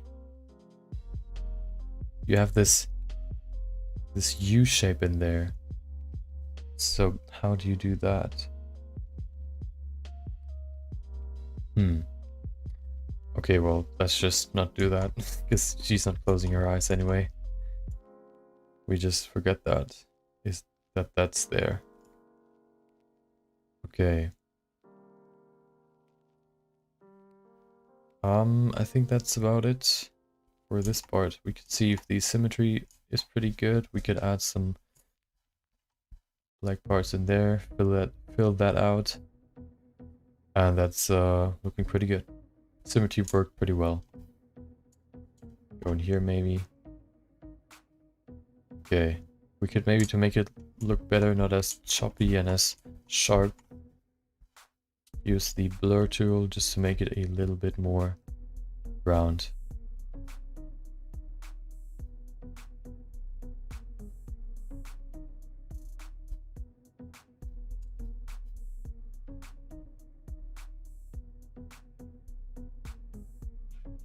Okay.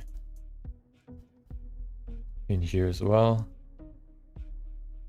You can see you can really make these jagged edges look way better than with just blurring them a little bit.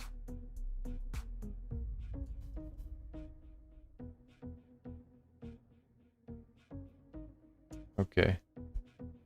I mean, it shouldn't be too much, then it looks like it's smeared. But just adding a little bit will add some... It will just make it look more realistic. Okay. Looks pretty good. Let's put that in. Let's go to material preview. And we can say we use that, make another mix node, plug that in there.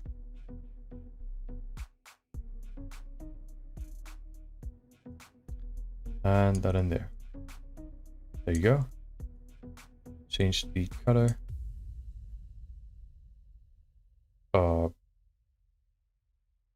Wait a second.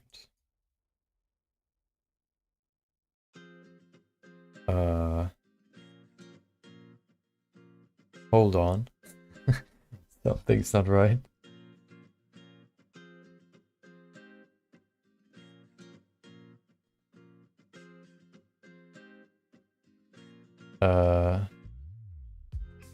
Okay, wait. This is just... Okay, so we have the eyebrows. So now if I add the vertex color of the eyelash extension.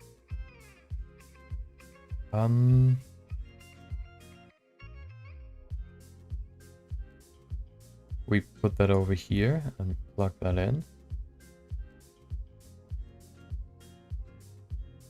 Nothing changes. Why?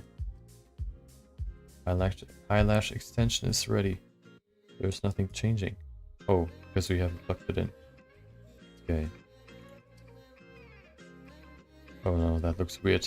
Let's use the actual shader. So now if we switch to that to white, you can see it, okay? But this is not supposed to be... So does this actually have both the eyebrow color and... So if you go in here into vertex paint again and remove the white, we only have the eyelashes, I guess. I think we have to sharpen those up a little bit more. It looks kind of weird right now. So we just go in here and use whites. Okay, well, that's not working. Where's the... Let me switch back to object mode. Solid view. Vertex paint. Oh, okay, we need to switch to white. I mean black. No, white. And then select the red eyelash extension and remove that. So now if we remove that and switch to the eyebrow mask, it's still there. Okay, so it copies the color.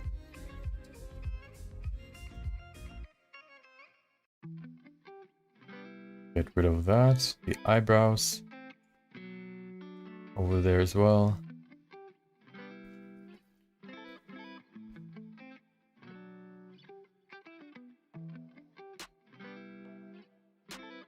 Okay. Let's sharpen up those eyelashes or eyelash extensions, whatever you want to call those.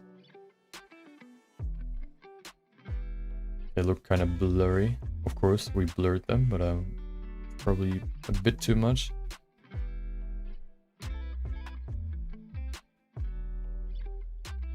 Okay.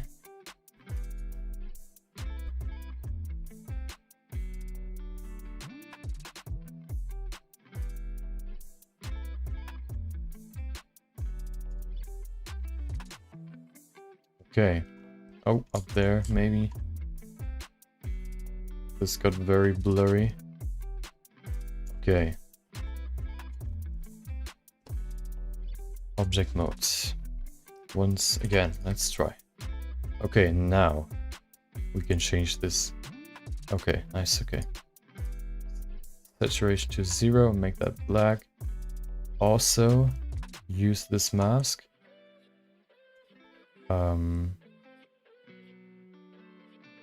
What do I need? We use a reroute. Plug that in there and use that as our specularity as well. Now the black part will be very unreflective or unspecular. Use a color ramp to decrease the effect, so it's at least throwing back some of the light. Like that, maybe, yeah, 0.3. Okay.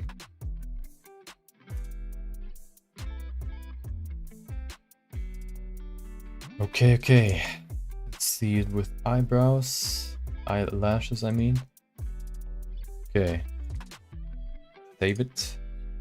We can also maybe use a bump map. Let's see what that looks like. Maybe another reroute. Use a vector bump map. Put that in there. Put the height in there. I don't know if Vertex Paint works with bump maps. I don't think it does. So let's get rid of that. Okay, one more thing I want to add is wetness. Not only to make her face look more realistic, but also to make her look like she's actually in the water, not only set into it. If you look at it, I will probably add like a line of wetness down here. So it looks like the water is like, as you can see, wavy, and the wave would hit higher sometimes and sometimes it would hit lower. So I will add a nice line of wetness down there. Let's do that now. We can keep this the water so we can see where we have to draw the line. Wetness, water, save it, and let's switch back to solid view and draw the line of wetness. Go in here, texture paint, vertex paint. We select the wetness water and remove the eyelashes or eyelash makeup. Oh, I actually forgot to add the second eyelash makeup. We can do that after we've done this wetness mask. Go in here, remove the black parts.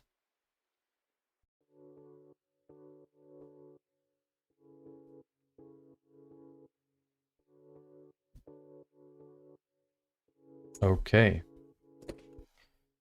let's see if the eye extension, the mask is still nice. Okay, it's still working.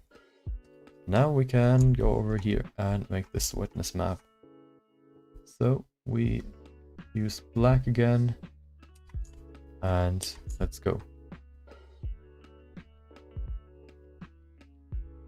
Maybe over here. We can go to up here maybe. The water isn't as crazy, just small waves. So it doesn't have to be that high.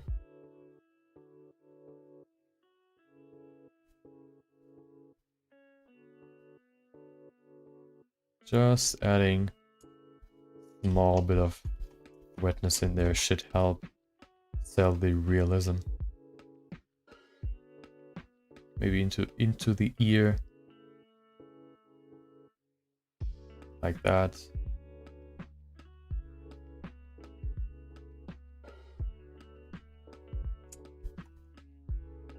The hair itself is pretty wet as is. You probably won't see this, but let's just remove the hair and do the same on the back side as well, just to be sure.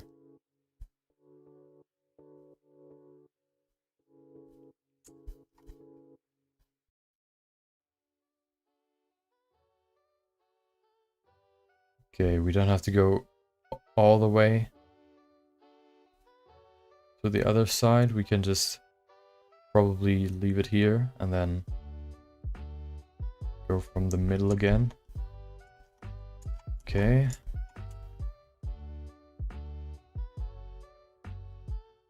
Oh, I forgot symmetry's on. Okay. This makes things a whole lot easier, because now everything is symmetrical and we can say symmetry off and just add some more randomness. So add a higher wave up here maybe.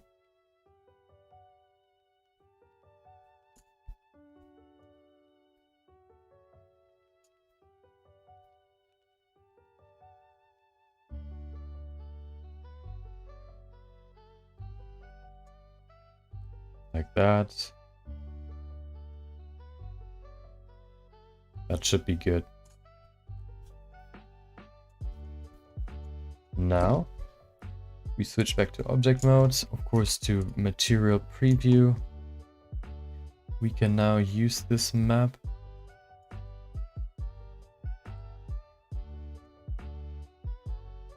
and make some more room in here. Vertex color. Let's just plug that into the roughness. Okay, everything is very rough except for this part, if I see correctly. Let's switch to rendered view. I think that's easier to see. Oh, we need to switch to a different map. We look at it right now. This one's pretty glossy. We have to switch to the wetness water. Now we can see this wetness right there.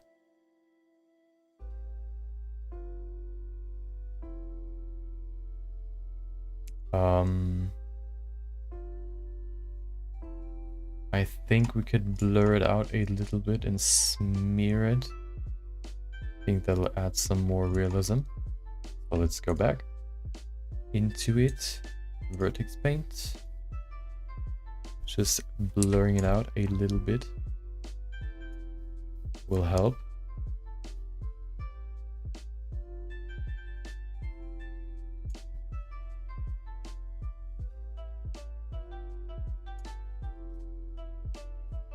In front, on the nose as well.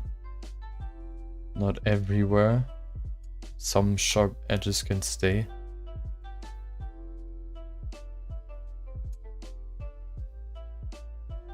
Can we smear? We can. Change the strength. Oh, it's at 1. Let's see. Okay.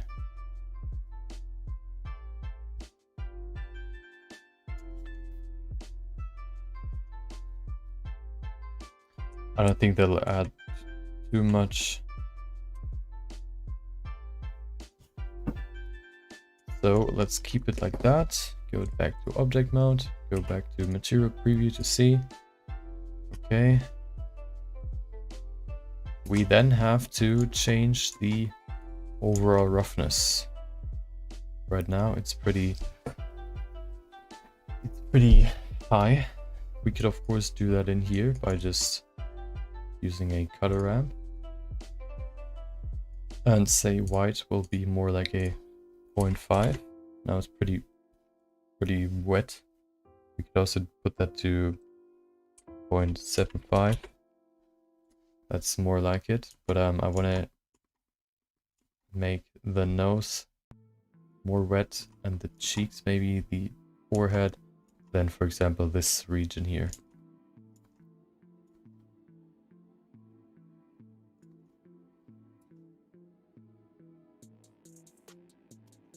But let's okay, let's do that first, and then we'll do the eyelash. I mean eye. Dude, today is not my day. Talking my eyelid makeup. That's it. So one thing I have to keep in mind for next time, one thing I always didn't know was that the top eyelid is further in front than the other eyelid. So I would probably have to push this one further back, but I'm not going to change it now. I'm going to do that in the next sculpt I will do. For this one, I'll just work on the textures and then finish this off. I want to finish this today. Save it. Make a new map. We use it and call it. Come on. Wetness, or let's call it roughness. Roughness face. Let's go in there. Let's switch back to solid view. We don't need the water anymore. Nope. We switch to vertex paint. And we can remove this.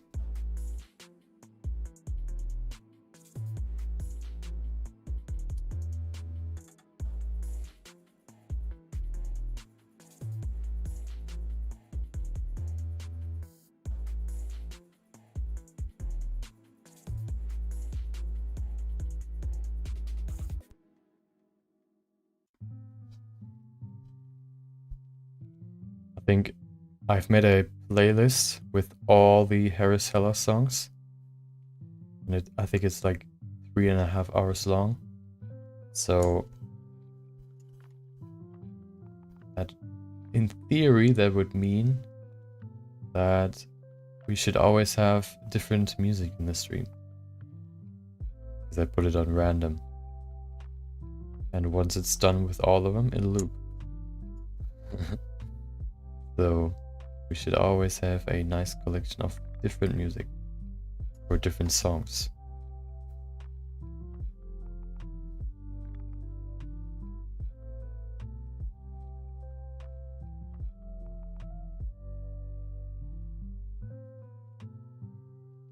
Okay, perfect. Now let's just make sure to see that the mask is good there. Nice, okay.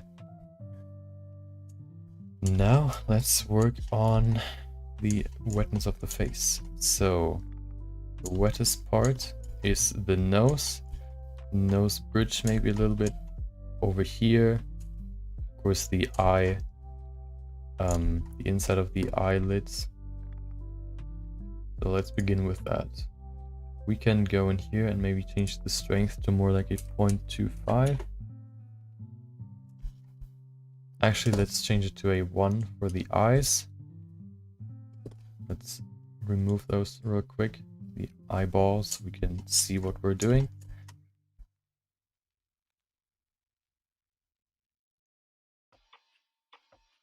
Paint that in real quick.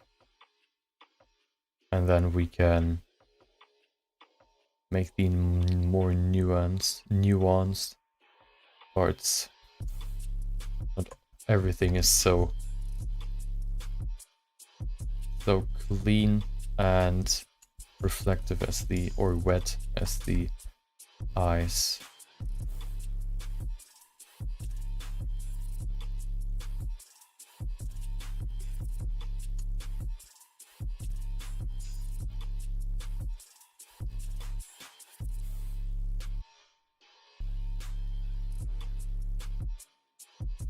Trying to get as close to the edge as I can. Like that.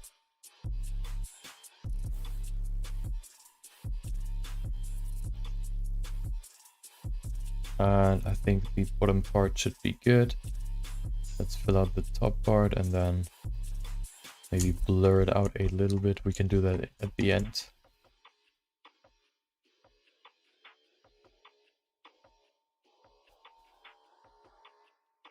Looks good. Inside as well.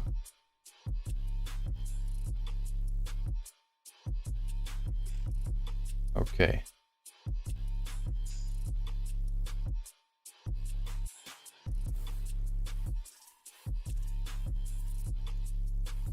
Oh, symmetry wasn't on. Well, let's do the same on this side.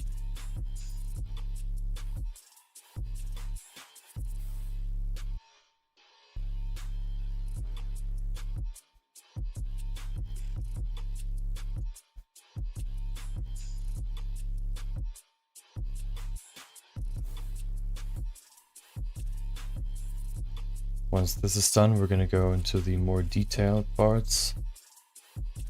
And once we have that, the last thing we'll change is the makeup of the eyelids. And then we have the skin done. And we can just finish off the whole image by adding some more atmosphere, some more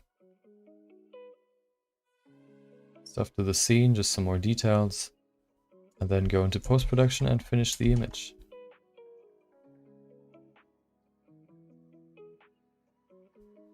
Do the bottom part.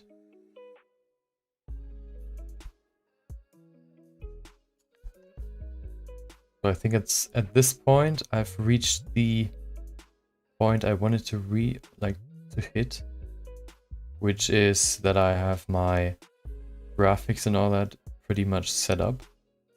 So all the intro and transitions and logo and overall design of my channels.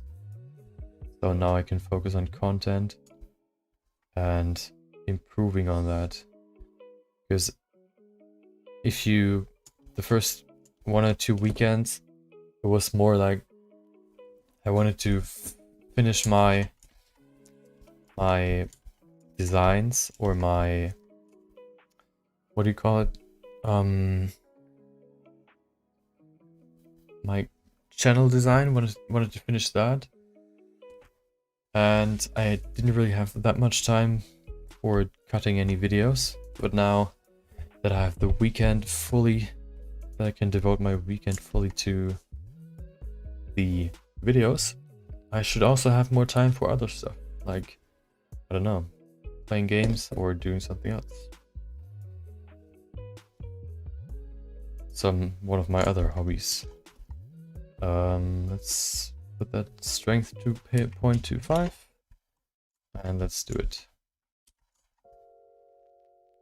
Let's pull up some reference for the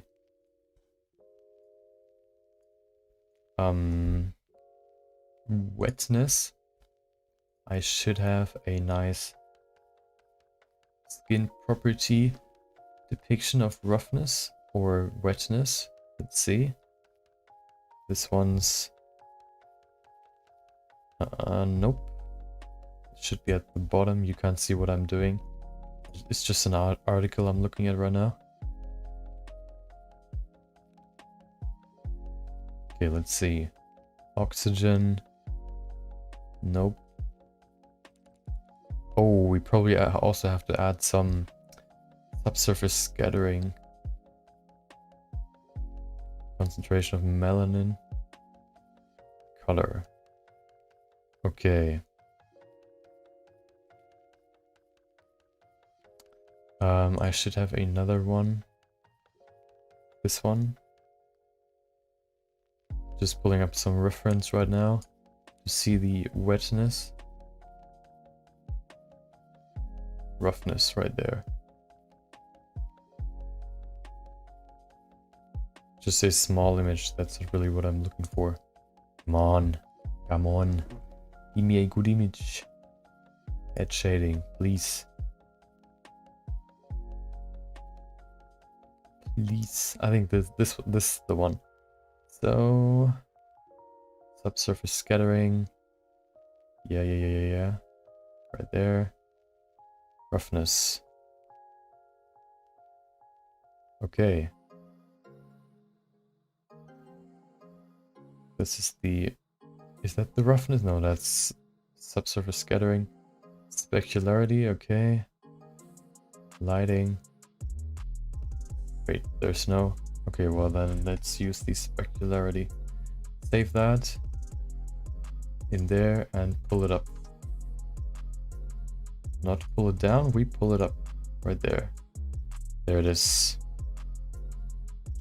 What are the values roughly? 0.2 to 0.6, okay. We can change the white to a more 0.6. So what we're gonna do is use black and change that to a 0.2.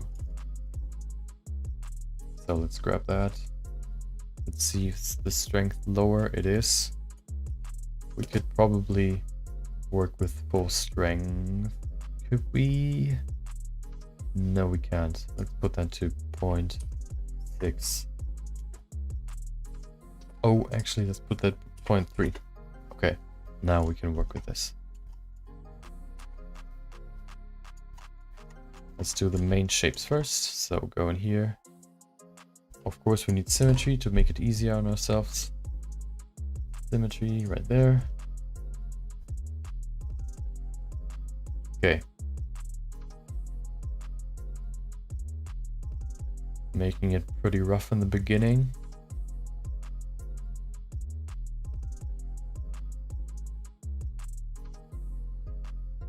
Like that. Looks pretty good. Go in here. Pretty close.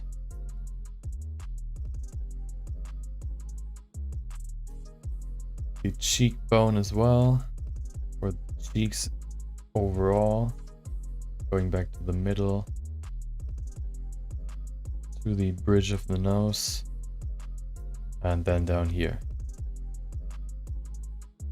You won't see the nose, so we don't have to pay attention too much. Okay, let's go over it one more time, a little bit smaller. And then at the end we can just blur it.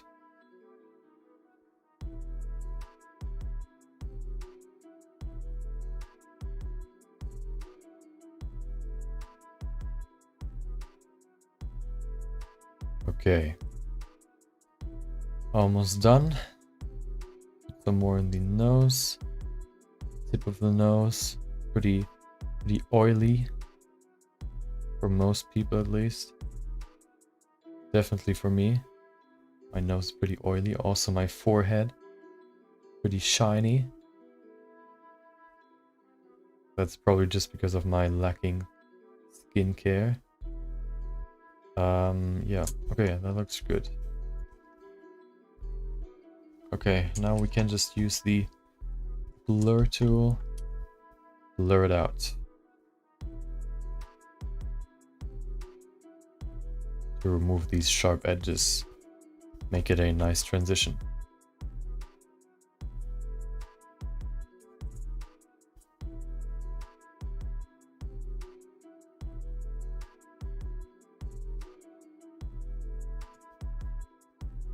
And just like that, we have a nice roughness map. Pretty easy, pretty simple.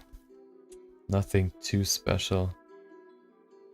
Of course, if you would do that if you would make a more high quality character, you would use texture maps rather than vertex paint. But whatever. This is faster to make.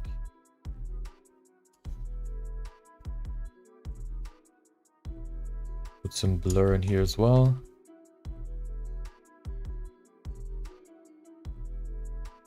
Okay. Let's add that to the... Actually, let's see. We could maybe push some of that up.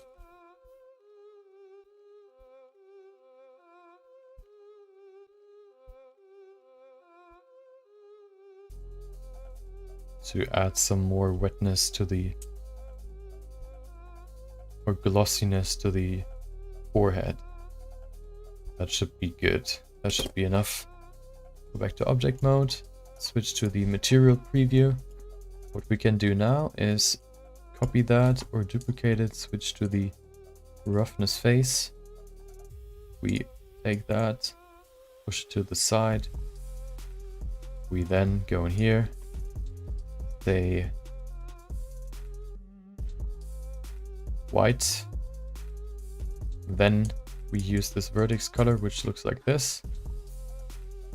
Say, let's go back in here. No, let's stay here for now, because we can now use a converter color ramp. We actually don't need to, or we do have to switch at least white color ramp. Put the white to a more 0.6. Wait. Let's see what that looks like.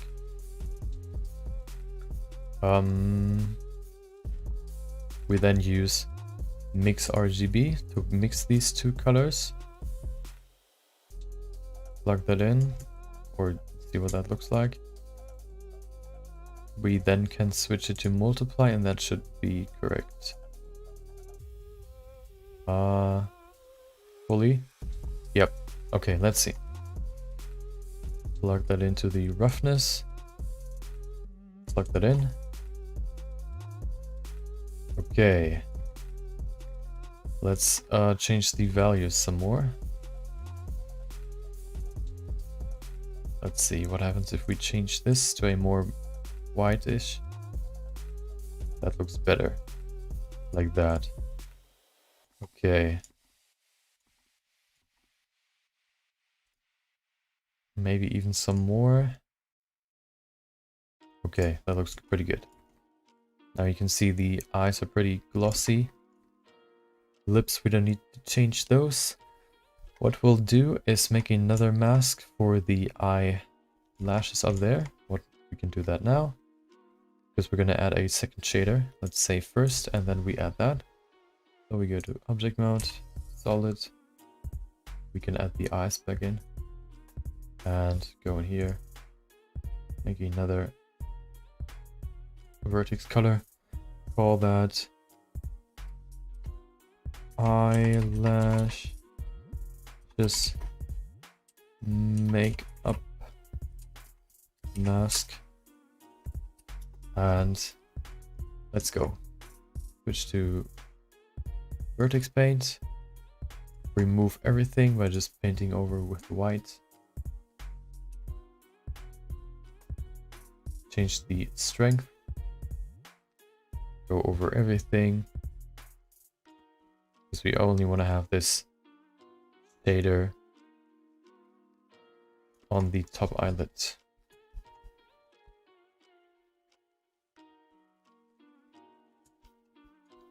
Okay, let's make this shader.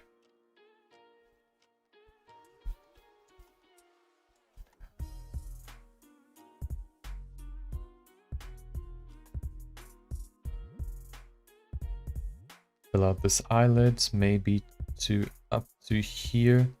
Maybe make it closer. Put it closer to the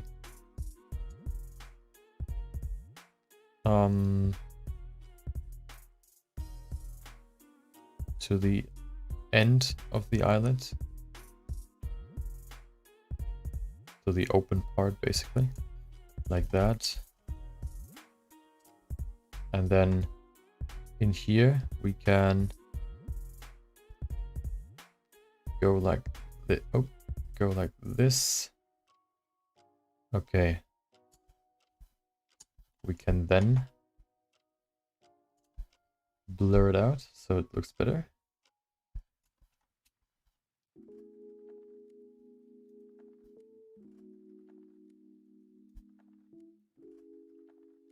Like that, okay. Do the same over here.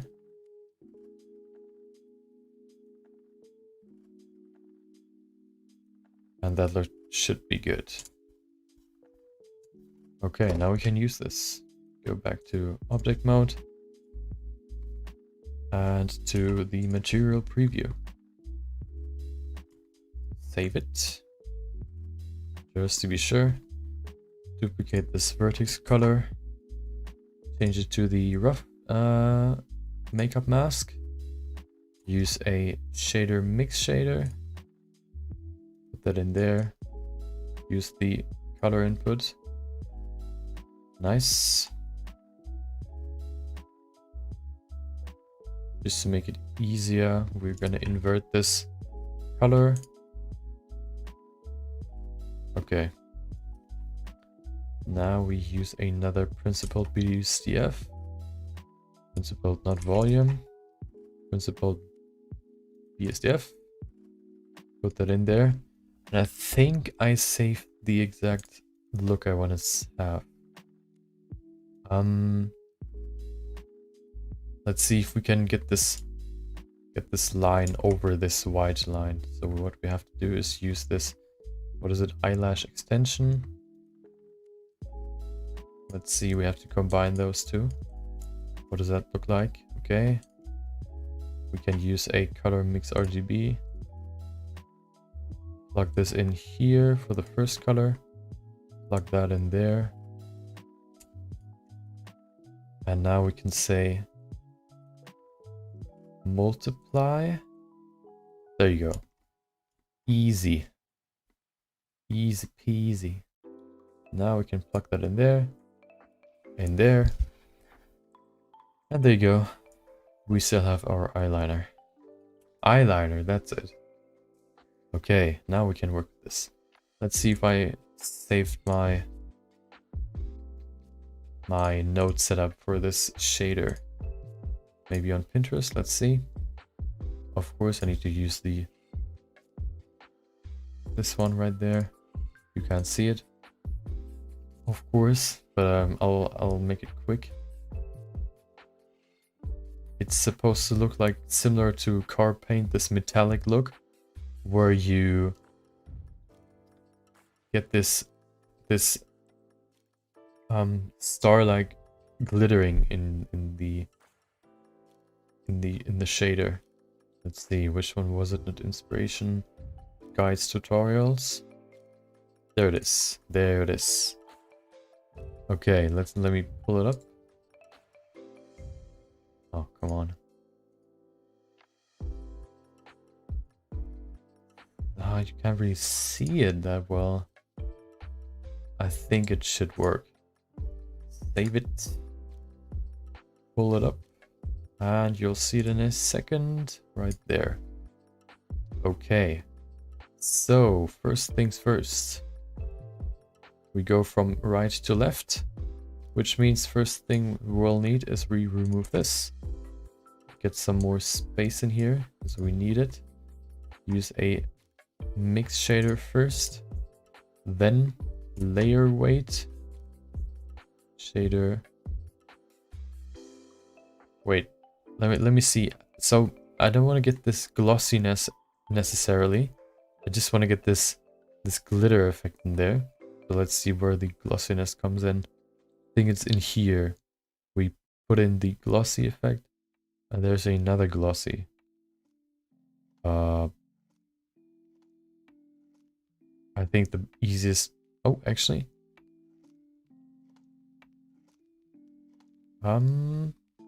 So mix shader, layer weight use. Okay, let's just build it and then mute one by one to see which one we can remove.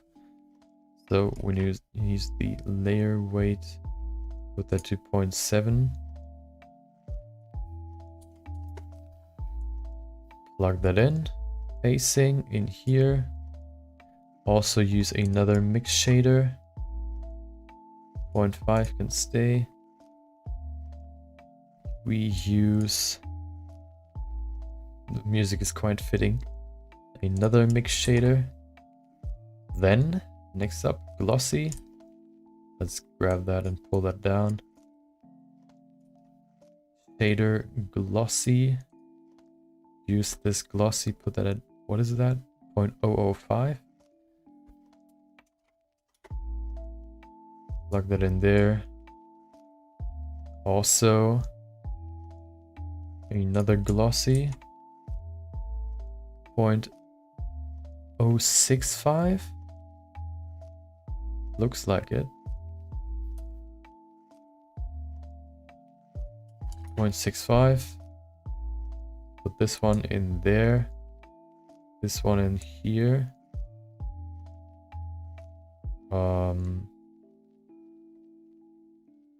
Let's just plug this in first so we see this looks remotely like it's supposed to. Okay.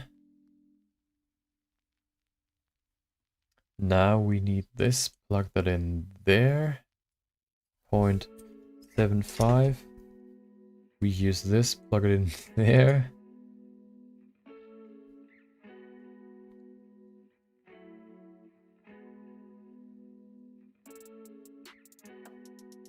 Now we use another mix shader. Plug that in there. This one has a gamma. Okay, what is gamma? There it is. Use that. Put it into this one. 3.5. We use a Voronoi texture. Voronoi texture right here. Use the cells. Where's the cells option? If only I knew. Nope. Smooth. Nope. Distance to edge. Nope. Well, does that even exist anymore? Let's see. F1. Distance. Scale 600, I think. Okay. I don't think that's the one. F2. Nope. Wait, is there another texture? No. Wait, that's orange, but what's... Well, the color coding is completely different, so we can't really rely on that. Let's switch between those. Maybe we can get something similar. Nope. Nope. Maybe this one? I'll just use this one for now and see what if that works. Put that into the color. Then we switch back to here. Okay. We need a mix shader. We also need another glossy shader. That to 0.3, I think. You can't really see it. Put this shader in there. Also this glossy down here. A layer weight with 0.9. Use this in here. Diffuse and to diffuse, okay. Diffuse and diffuse. Pick a similar color. Maybe like that. Looks pretty good. And then in here,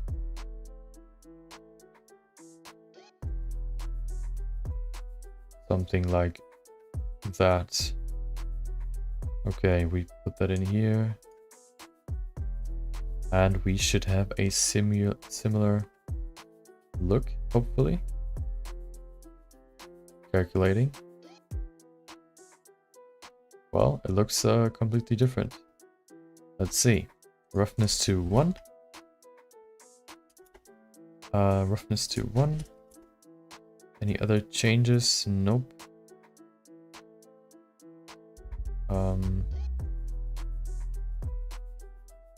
Scale. Let me see something. Texture, Musgrave. FBM. No, doesn't work. Okay.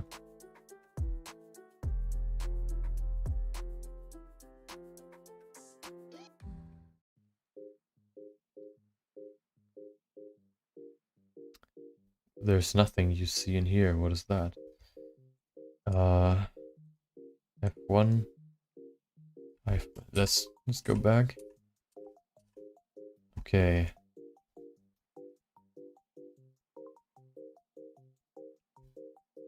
So let's figure out what's actually happening in here. First of all, let's switch back to rendered view. I think that's easier to see then.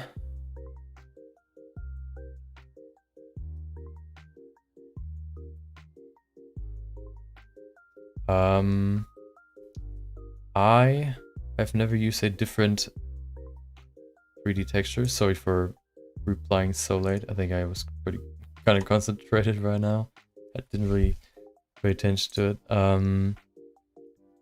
I mean, the beginning is kind of like the first few, I would say the first hour or so is pretty hard. But if you can figure out the main stuff like extrusion and what else, just the main tools and how you use the interface, if you got that, it gets easier and easier. And at some point you have like this baseline of knowledge, and then you work on some projects, and the more you work on projects, the more you learn just naturally. So at some point it just it's pretty easy. The beginning can be quite daunting, but if you stick to it, if you just do some tutorials, for example, it's not too bad. Okay, let's see. So what is... This is not really helping right now. Let's see if there's some other tutorial that maybe shows it a little bit better. I think it's called like car or metallic effect.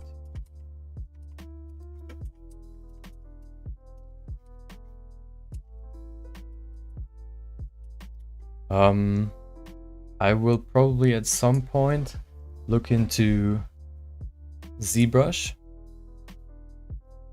but right now, not right now at least. I'm still looking to improve in Blender, and if I want to go deeper into sculpting, and for example, the only real reason I would switch to ZBrush right now would be to more easily sculpt in detail, for example, like pores, or just have more freedom and like work on it faster, because at some point if you go too detailed, Blender gets really slow, and ZBrush is just it's just a better software for solely sculpting. So maybe I'll look into that at some point. I recently used a different program for clothing, which is Marvelous Designer, where you can simulate clothing and yeah, just make your clothing in there. It's way easier in there than in Blender, because I think, as far as I understood it, stuff like clothing isn't really optimized, so it's way slower than it could be. I think they're working on that, but it'll probably take a while until it's at least somewhat close to what Marvelous has. So I use that. Marvelous you can use for a month for free. That's basically a trial version, and then after that you can I think costs, let's see, I can look it up real quick. Marvelous Designer. ZBrush is, I think there's also a trial for ZBrush. I don't even know if there's any 3D software that doesn't have a trial version that you have to pay for afterwards. Let's see. ZBrush, I think, costs a little bit more, but Marvelous store, no product, download. There it is, license type. Monthly. Wait, can we just, okay, let's just Google.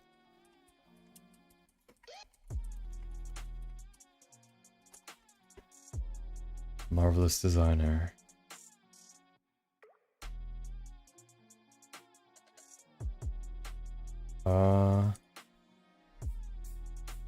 There it is. Personal. $40 per month. I think you can also order a yearly subscription that costs less, but 40 a month if you do it monthly. And ZBrush, I think, let's check ZBrush.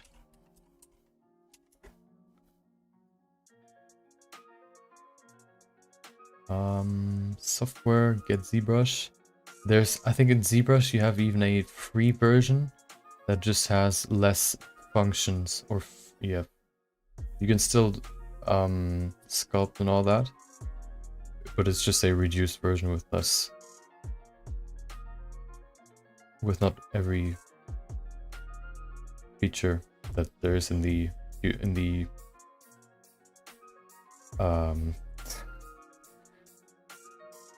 bought version. Okay, this one's also for 40 for a single user monthly subscription. So right now I'm just doing 3D for fun as a hobby, but the first thing I wanted to work towards was the game design, and I'm still working towards that. So maybe at some point I'll go to that, or like work in game design. Right now I'm still trying to figure out all the workflows and making a character game ready, because that's way different than just making it look good, because you have to pay attention to the amount of geometry you have, or for example hair you can only make by imitating hair by using textures. You can't really use particle hair, for example, that you could use for CGI scenes, for example. Stuff like that I still have to figure out. Yeah, motion graphics I thought about as well. Not so much maybe simulations, but more going into character design and making those like animatable, if that's the word. I wanted to make a animation recently, but I canceled that project because it was just too big. I finished one of my characters, or almost finished it, but I then thought about what I would want to implement in my animation. That was just too much. So at least I have now two base meshes, one female base mesh and one male base mesh, and also a nice rig that's pretty nice in terms of deformations.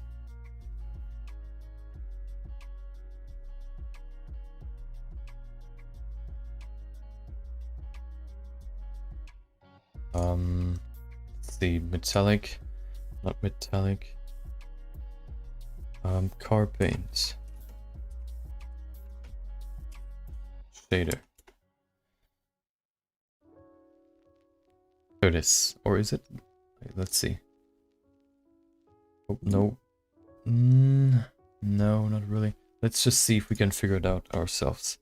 So, what we want to do is just remove this for now. We don't need it. We can maybe keep this. So, let's work with this. Put that in here. Oh, no, wait. We want to use a emission for now, so we can see what's happening. And then we use a converter color ramp. We could maybe use a different one, maybe F1. Let's switch between those. Manhattan. I think this one's pretty good. We can now use the color ramp. What are you looking to do into motion graphics? More simulations like house destruction, or also characters? I think characters are just, at least for me, more interesting than stuff like a car crash or like a racing scene. You can also go into text, or like text animation, environmental stuff. There's so much you can do. I would probably have to change maybe what's F2 looking like. Nope. Randomness, maybe reduce that some more.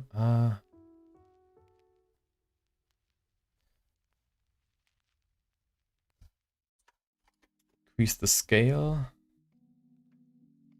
even more. Okay. Now we can use this, maybe make the dots a little bit more like bigger, like that. We can now use this as our roughness map, so we can go in here, use a shader, mix shader, put that in here. First thing we'll use is a diffuse for the main base color, which is gonna be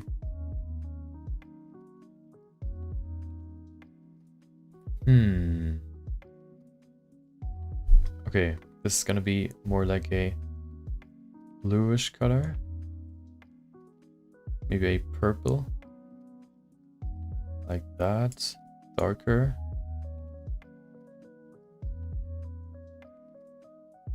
This looks pretty good. Let's switch to the material preview to see it better. In this view, we can better see the color itself and how it compares to the skin tone. Okay, and now we can go to the glitter part. We use a glossy. Now if we plug that in, I think we have to reduce the size. Also change the color, like that. Now change the size. They get pretty sharp, which is kind of not really what I want. Maybe not Voronoi, but we use a noise texture. Scale pretty high, even higher. Okay, let's keep it at 1000. Use a color ramp.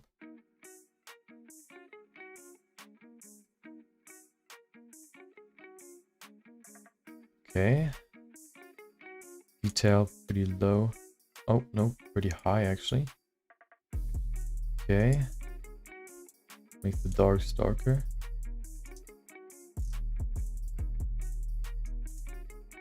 Okay, let's see if that works.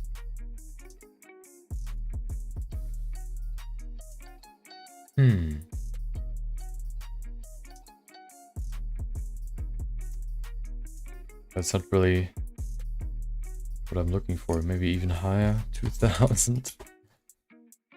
It's so sharp.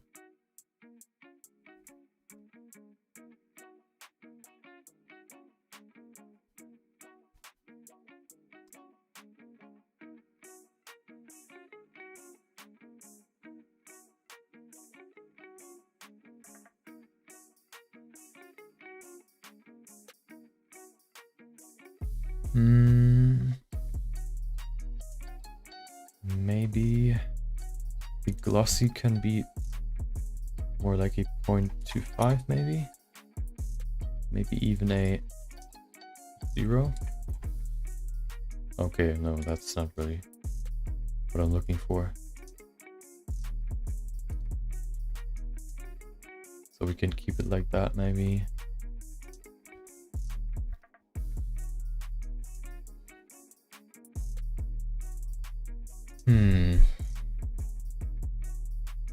I mean, it looks pretty good in here. Maybe I would want to change this. Okay, well, now it looks even weirder.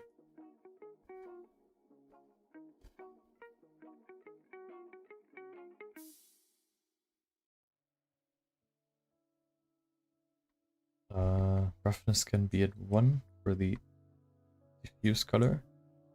Or maybe at 0.5. Not completely diffused. Okay, let's see. Oh. Maybe like this.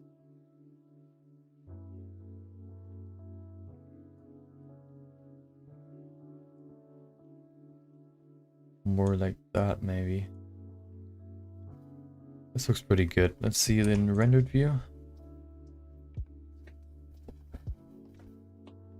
Okay, I think we got it. Just some glitter in there. Maybe not be the best. But I think it works pretty well.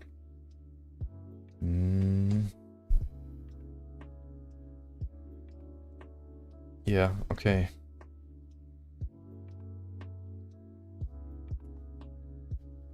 Can you actually see it? Yeah, you can. A little bit. Okay, maybe we can change the color, maybe make it a little bit brighter. To separate it more from the skin tone. Okay, one last thing. For the head is save it first, and then we add some subsurface scattering.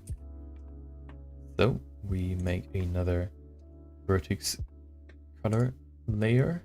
Call that SSS. Subsurface scattering. Switch to vertex paint. Remove what we have right now. Switch to white. Okay. Looks pretty good. So, if I think back on my Blender learning curve, it was basically at first I tried to do a lightsaber right away, but that didn't really work because you had to know the tools for that. So I came back to it later and did some more simple tutorials. One of them were just learning the basics and creating some simple sculptures or pillars in different shapes. That really helped to get to know all the tools and how you actually work in Blender. And then from that, you make, for example, vases or simple like apples or fruits. And then at some point I started my first big project, which was a kitchen that I recreated from a image. And from that on, I switched at some point and learned sculpting. And when I was pretty good at that, I just did more and more characters. That's where I am right now.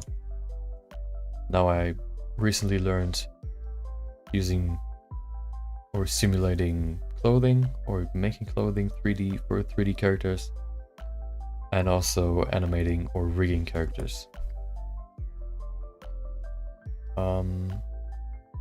Of course, subsurface scattering. Let's see what values should we use. Let's pull up another map for you to see as well.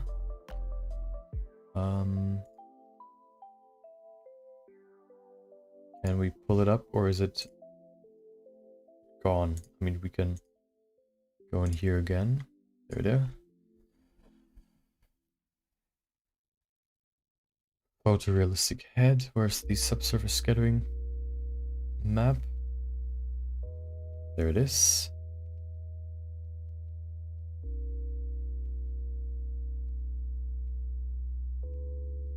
Let's save that. In here, I'll pull it up for you to see. Right there. That's the subsurface scattering, basically where the light will penetrate the skin the most. White means that's going to be the most penetration, and gray means not so much. Light subsurface scattering is basically when you, for example, hold your hands like that, and then you put a light behind it, and you can see this light shining through your fingers, and your fingers shining red, basically. That's subsurface scattering. The light enters a object, or grapes, for example, work for that as well, or leaves. They scatter around in the object, and then will be thrown back out of it again. And so you can see the inside colors, basically, of the object.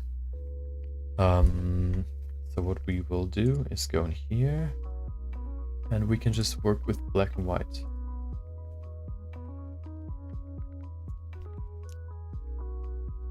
Actually, no, let's work with 0.5.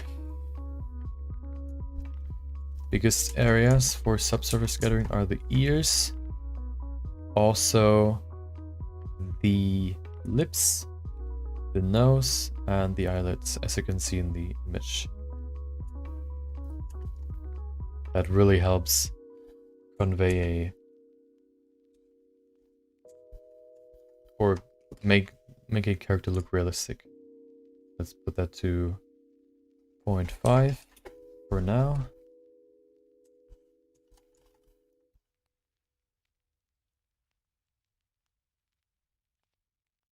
Because I want to have two different steps in terms of value. I'm going to paint in 0.5 first, and then I'm going to paint in with 1 afterwards. This is going to make it easier for me to get these two different values in here. Start with the lower value and then adding more to get the higher value.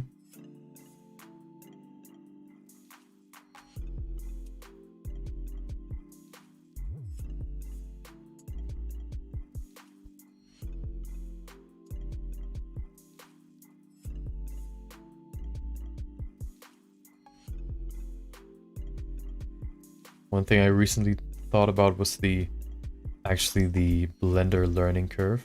And one thing I realized was it is just way more satisfying and way more motivating if you don't just watch a tutorial and learn the tools first before you do anything, but you actually make I think the easiest or the best way to learn Blender is just to start off with a project right away. That's why I make my Blender for Beginner tutorial series, where I just make a small project that everybody, even without any knowledge or prior knowledge with Blender, can follow. That way, you do not only learn Blender, but you can also, you learn the tools, and you finish or you complete your first project within like roughly, I would say, 90 minutes, 60 minutes to 90 minutes, and I think which is pretty fast, and it's also very motivating, because the first thing you'll do, you actually like create something cool. For example, the two I created right now are a space scene with a rocket ship and a planet, and the other one is the house on a small island. You look at those at first, if you've never used Blender before, and maybe think to yourself, dude, how am I supposed to do this in like in an hour? But then the more you get into it, the easier it gets. And then you just at some point realize, dude, I finished my first project. If I can do that, why not do more? And then you go deeper and deeper and deeper. And at some point, you'll never get out of it again. You'll be trapped. That's what happened to my colleague. Or maybe it happened, because I, just to test it, I did the house tutorial basically with her. I think I told that before, the story. And we did that house, we built it together. I basically did a live tutorial with her. And after we were done, she was so like happy. And the first thought that came to her mind was, dude, now I can build my garden, because they want to renovate it. I can build that in 3D now and see what it looks like. And that's just how you then just can keep going, because you then know the basics and you can build off of that. That's just how every skill works, knowing the basics and then just keeping on and working more and more with it, improving while having fun and working on projects. Like just learning, and then at some point applying your skills is so boring. I'm someone who prefers it way more to just learning by doing, basically. That's my type of learning that I prefer. Because if you do stuff, so for example, if you just learn by reading, for example, you may learn what you actually have to do, but if you never really make a project, you never may think about some problems you may encounter. It could be that you have to save very often, because otherwise your program will crash and you will lose all your progress, or how specifically some programs work, or just overall the minute details of the program. You can't imagine what they will be like if you've never used them. You can just learn the basic mechanics basically, and then use those. But if you then encounter a problem, you still have to learn those by just doing them. So why not just do right away and learn by doing?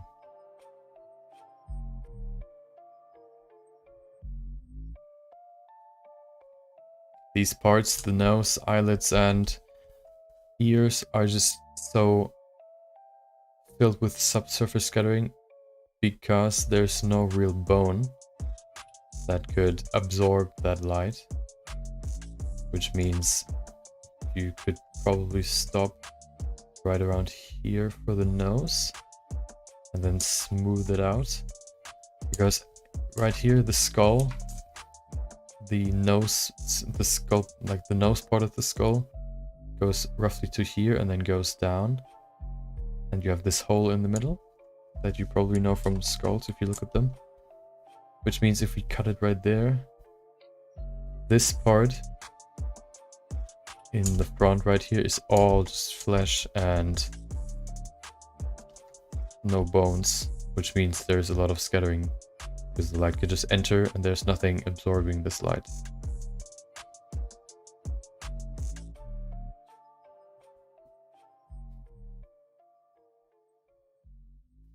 Okay. We don't really have to paint in on the inside of the nose because you can't see it. It's underwater.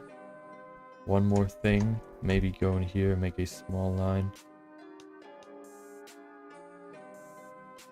Like that. We can make it pretty blurry. The lips, we don't need to paint those, we can't see them. Now, we can maybe make it a little bit more, expand it a little bit more. Because we're gonna go over it again with our black color.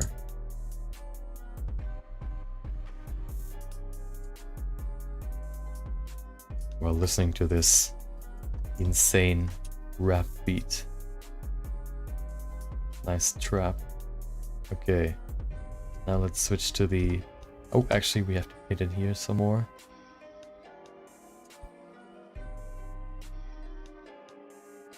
Like that. Okay, now we switch to black.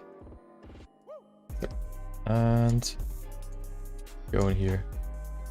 Paint that in with black. The outer edge.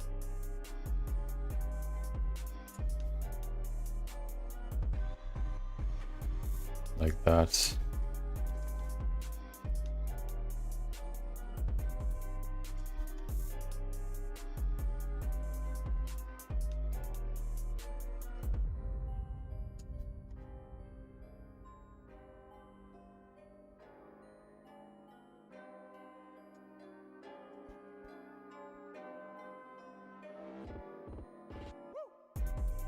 Okay. Let's do the nose next, and then we can switch to the ears. Once that's done, we're done with the character, basically. So, last thing we have to do is add some atmospheric stuff, like particles in the air, depth of field. I think it's already in scene. Maybe some dust or some mist. And then we're basically done. We can then go over to the rendering part, post-production, and that's it.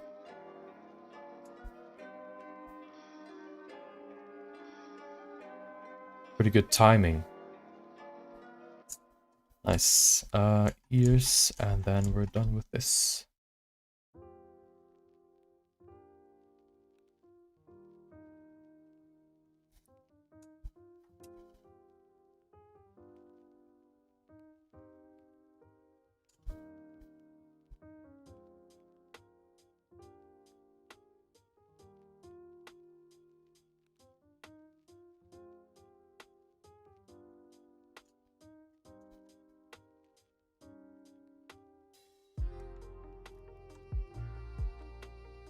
Going right back to some nice jazz, lo-fi hip-hop. Right after this insane trap beat. Perfect.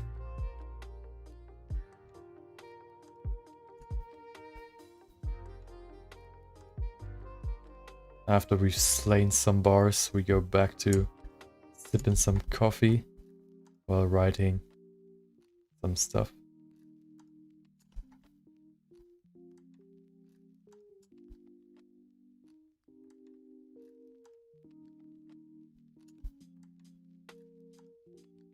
Okay, seems like I'm not gonna work on my Minecraft speedrun video, because I'm gonna finish this, which is probably gonna take all of my time for today, which isn't too bad. Tomorrow's another day that has to be filled with something, and it shouldn't even take too long anymore. I think the rendering part will be the longest part in the whole video, or the the video parts, rendering the scenes.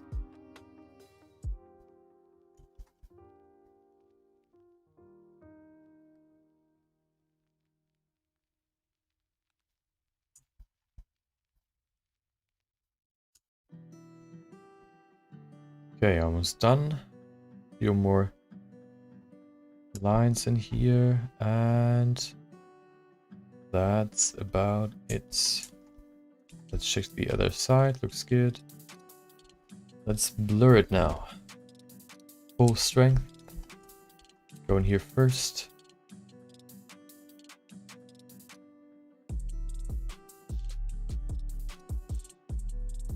Looks good. Now the ear. Get some nice transitions in there.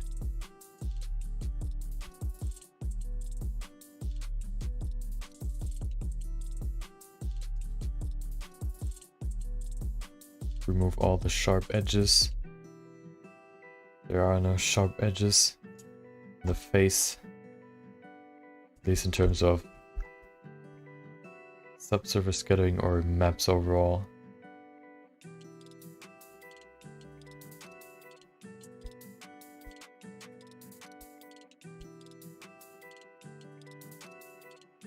Go to the eyes, blur them as well. And there you go. Done. Now let's let the magic happen. We switch to rendered view. Play first. Actually, we can go to material preview. Go in here. Use the...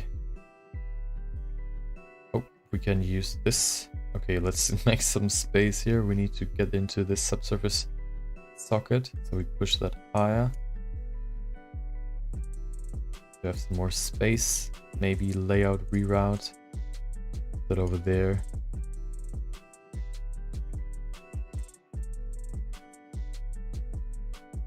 Okay, now we have some space. We use the mask SSS.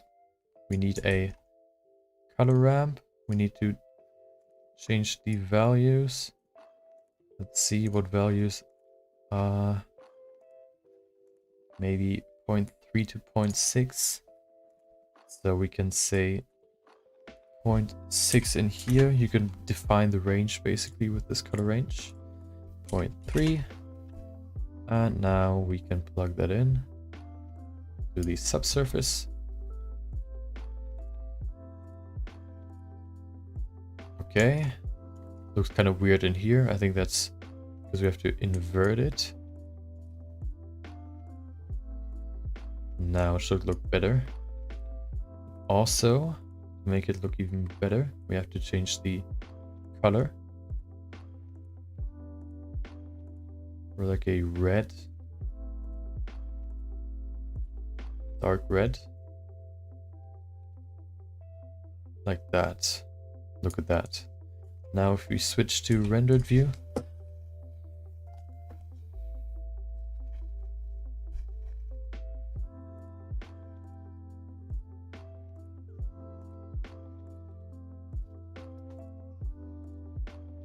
Let's get this water in here. You can see it gets red. It's pretty dark, so you can't really see it that much, but it still adds something to the scene. Okay. Next up. Let's see, maybe let's keep it like that first. We can unhide the water.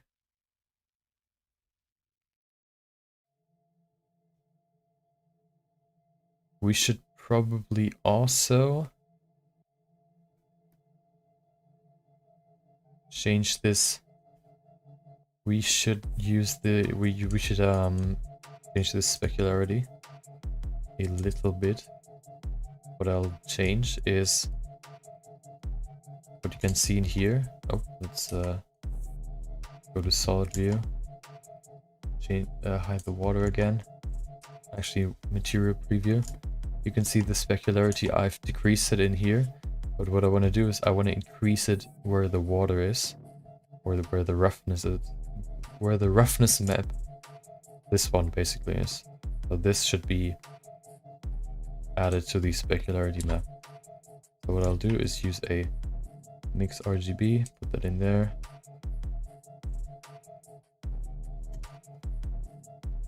And use a here reroutes to make it actually understandable, hopefully.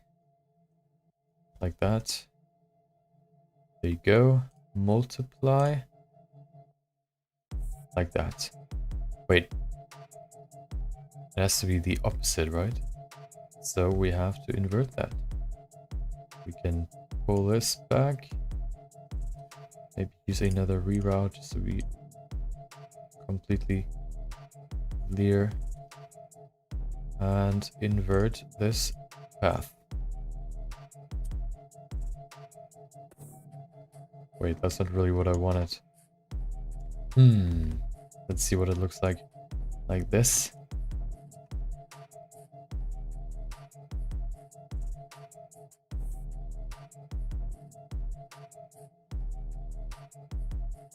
Oh.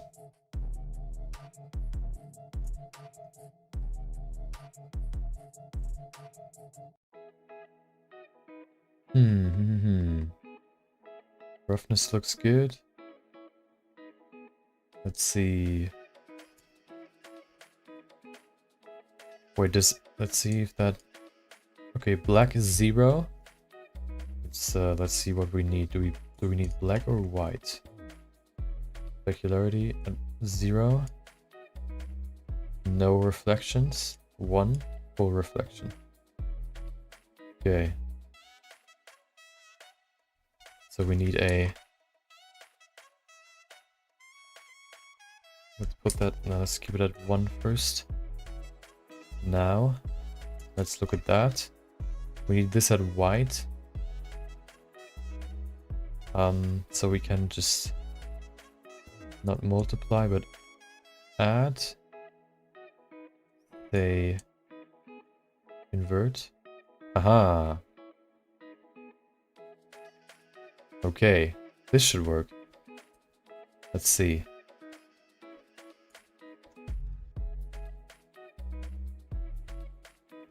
Okay, looks good. Yeah, yet now it should look good. Okay. Yep, looks good. Save it. Bring back the water.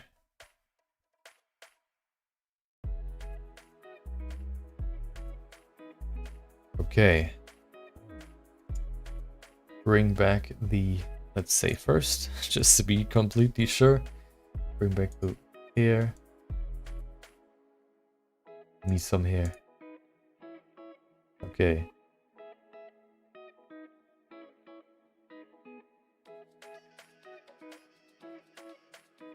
Where's the hair? Is it frozen? Nope, it's not.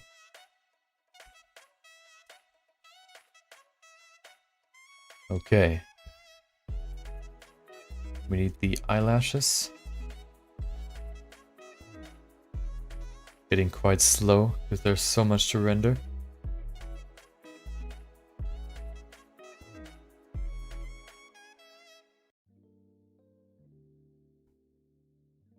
Eyelashes in there. Like that. And let's check the hair.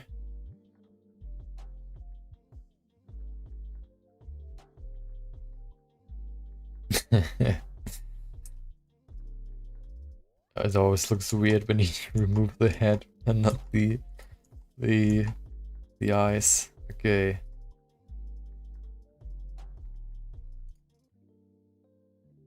They should have no roughness, high specularity. So they should be pretty... Can you see it? No, you can't. You could probably change the strength maybe to 0.1 more, so it's actually wet. Maybe 0.2. This looks better. Yep, way better.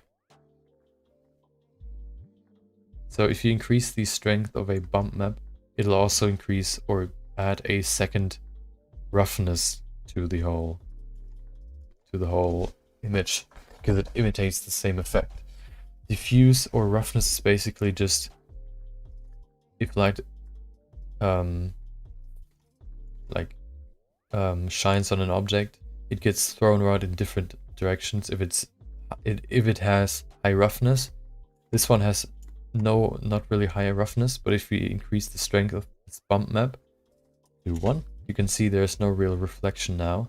If we put that to 0.2, for example, you can see that the light gets thrown back to in a similar direction, which means the roughness is pretty low, which is what I wanted. It should look wet. Okay. Last few things I want to add. Save it first. Maybe remove her for now. Also the hair. Background can come back. No, let's not bring the background back just yet. Save. What I'm gonna do is go back to the 3D viewport, and I'm gonna add. Oh my god. Okay. I will add a new cube. Put that to x0 in the center. Oh, y0 as well. And pull that up above the water like that. This should fill out the whole scene. Now we can add a nice volumetric shader, principal volume. Put that in there. Okay, let's just start another recording just to be sure. I don't want to lose 2.5 hours of recording. Not again. Okay, did it start another one? I think so. Let's see. Let's just check to be sure. Yeah, it did. Okay, nice. So put the color up like that. Density 0.1. I want to see if I can get the slide shining through the leaves in there. What if I increase the strength to something absurd for now, just to check if that actually works? Yeah, you can see some differences, but I think if I now put in her, it'll be too strong.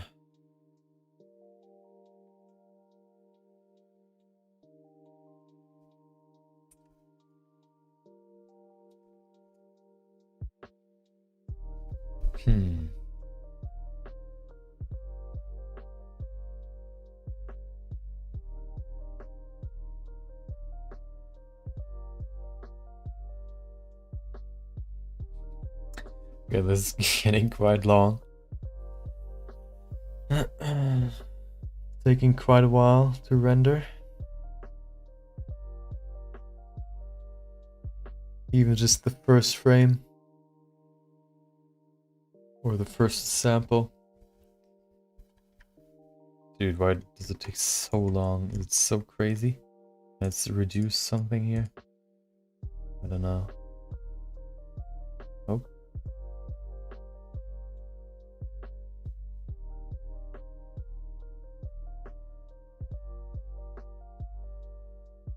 I think it's frozen again.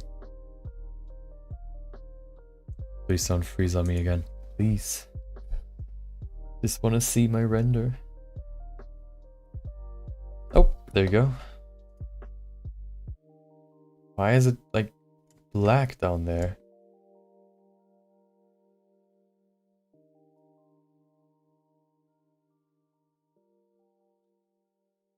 I do not understand. Let me reduce the light to 2. I think that should be better.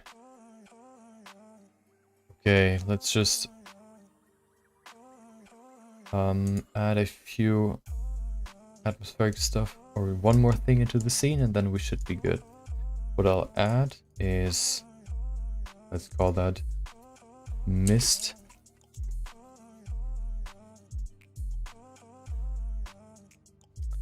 And one more thing I want to add. Ooh. No, that'll be too much. That'll be too much. Let's not do that. We can duplicate this. Remove the material. Because we want to add a particle system, which will be emitted from the volume. We now say render and viewport show emitter off, and we set the frame frame start and frame end to 1. All the particles will be in the scene. We can now also switch the display from texture to bounce. We can do the same for the mist. Okay, let's change that to particles, air particles. Okay. We can then just make a new sphere. Change the geometry size. We don't need to have so much. Or amount. Should be pretty small. Maybe 6 should be good. Same in here. Maybe even less. 4. I don't think 4 should work. Okay, this should be good. Maybe make it smooth. Okay. We can then say, we go to air particles, say the particles should be a object. Which one? Of course, this one, the sphere. And you have particles in the air. Can you see them? I don't think so. Well, you can, a little bit. We can increase their strength by just adding a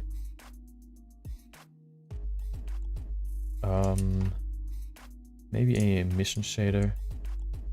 Oh, that's pretty strong. Maybe just 0.1, maybe 0.2. Change the color maybe to a nice green. Okay, that looks weird. No, let's not do that. Let's keep it at white. Maybe a 2.3.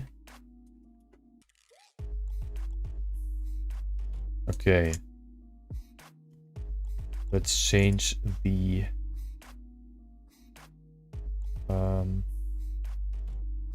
even distribution off. Also, rotation will probably not change much because it's round, but whatever. Also, scale randomness. So some of them are bigger than others. And maybe the amount. Maybe add some more. Maybe 5,000. Okay, that's a lot. We could maybe make... Maybe not so many. Maybe 3,000. 3,000 should be good. Now let's save that. And... yeah, I think we're good. Let's render, let's make a test render. Let's activate everything. Unhide. What's this? Oh, teeth. Looks good. Background on. Save it. Maybe we could add...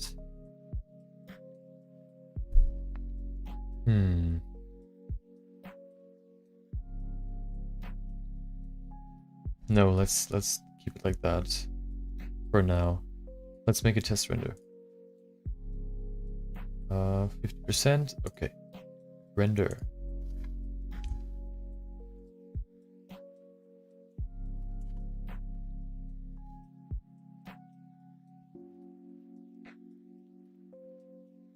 This is probably going to take a while, even with this low resolution. Oh, there it is, the first one. That's a new trick I learned recently with this. These particles, just adding them to the air. I think that adds so much to the scene.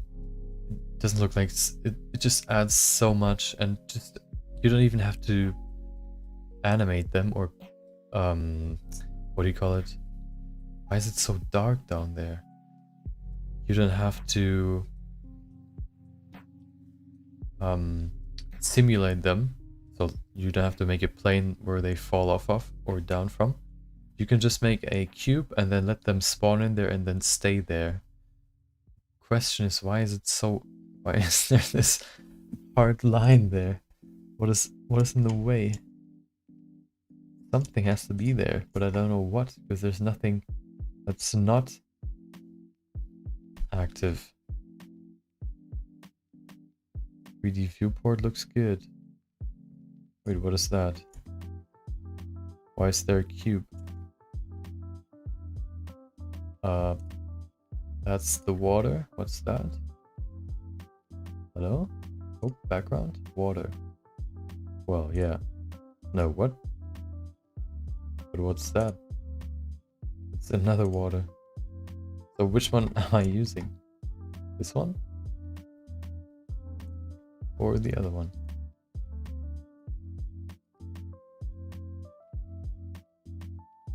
What's the difference? The question. Okay, well, we probably have to... Okay, let's remove as much as we can so we don't sit there and wait for all that stuff to render. So let's remove all of that. Maybe the water's in there, so remove everything else. Let's check. Oh, let's hide the particles as well. Okay, that should be good. The dust or mist as well. And now let's see.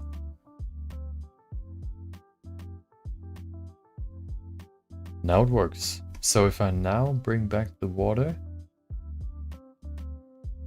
Huh? Wait, what?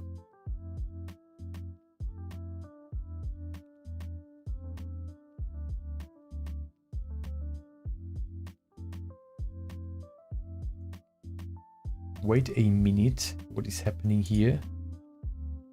Let's use this one. I don't get it. Let's hide that. So, okay, something else has to add something that interferes with the view, I guess. That's the hair.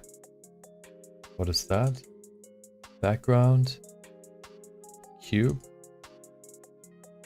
Looks good. Another, let's call that 3, 4.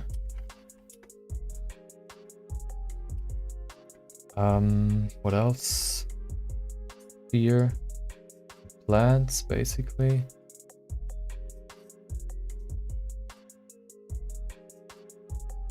Okay.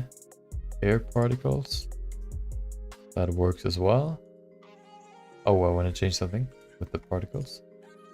Okay, they have a mission. Okay, well, that works as well. Maybe we can decrease their size just a little bit. Pretty big. So we go in here, scale, put that to 2.5. That looks better. Maybe 0.35. Oh, hello. 0.035.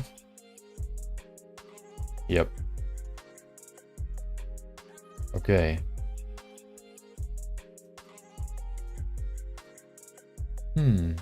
What else? The mist? That's working as well. What is it? There's... Wait, what?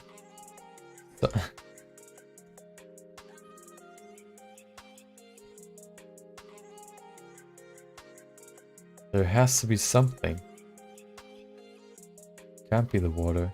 Oh, it is. Wait, what? Why? Well. Okay. Well, let's try it again.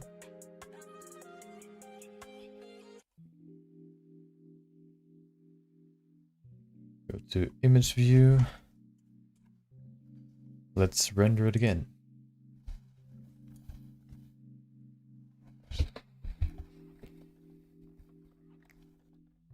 Now it should work. It's disabled in the render, so it shouldn't cause any problems.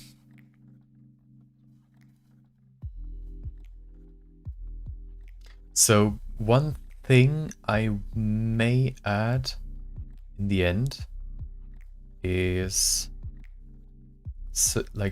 just a tiny bit of mist on the water. Maybe. Let's see.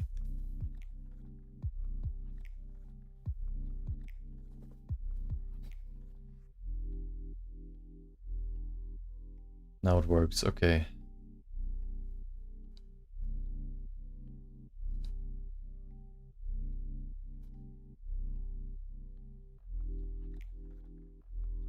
This image is still pretty pretty dark. The light parts can be probably, I think, can be bumped up a bit. I can probably do that in post. That'll be easier. Okay.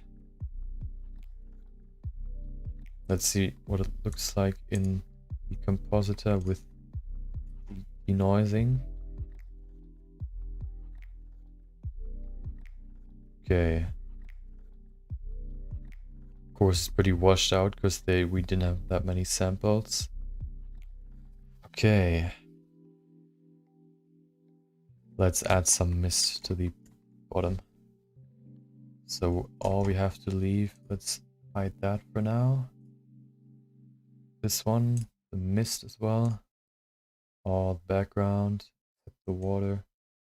We don't need this water anymore. Here. Oop.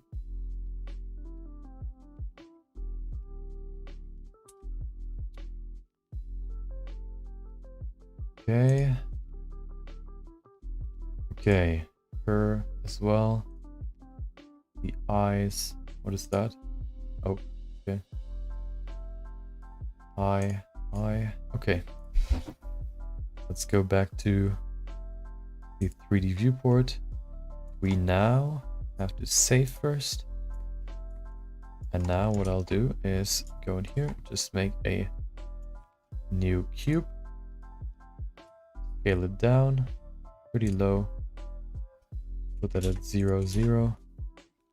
It's perfectly above the water. Like that, okay. Okay, now, first things first. We go and let's hide the water as well. So we have nothing except this. Save first. Maybe we can hide the light as well. Oh, nope, not that. Where's the sun? We can use that over here into the light section. Remove that. Also this one, the leaves. Leaf shadows. Okay. That's water, mist. Okay, now we can switch to rendered view. There's nothing in the scene, so we can't see anything.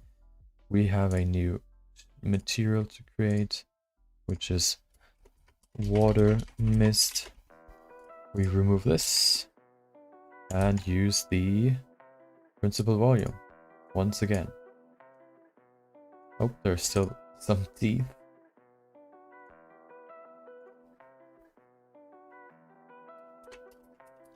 Okay, you can see there's some volume, but not much. We will change that. What we'll do, let's give it some emission. Nice, so we can actually see what's happening. So, first things first. What happens if we change the density? Nothing, okay. So we actually have to change the, put it into the strength. What I mean is I use a gradient texture first. Let's apply the scale and use the gradient texture. Put some mapping on there. Say object. Put that into the strength. And as you can see, we have this nice gradient. What I'll do now is rotate that. Not on the x-axis. I think it's on the y-axis, is it? Yeah. 90 degrees. We have to pull it higher. Now it's, let's see. We have to rotate it by negative 90. Like that. Okay. We can then go in here, use a color ramp, make the bottom brighter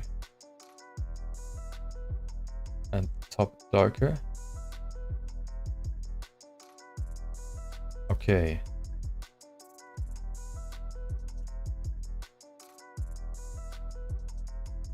Looks pretty good. Maybe even brighter.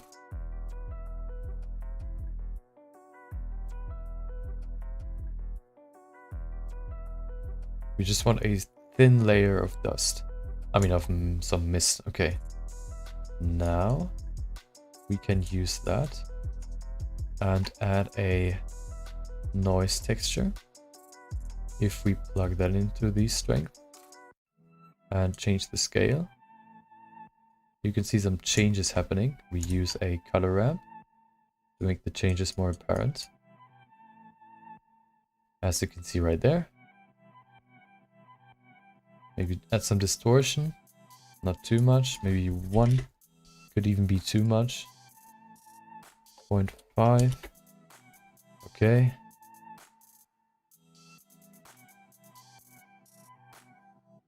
Okay, maybe change the scale up a little bit bigger, like that. We need to apply the same mapping. Nice, okay. As you can see right there, looks pretty good. One thing, we have to change the detail, give it some more detail. Roughness maybe even. Okay. That's too rough. That looks pretty good. We could maybe make those a little bit sharper.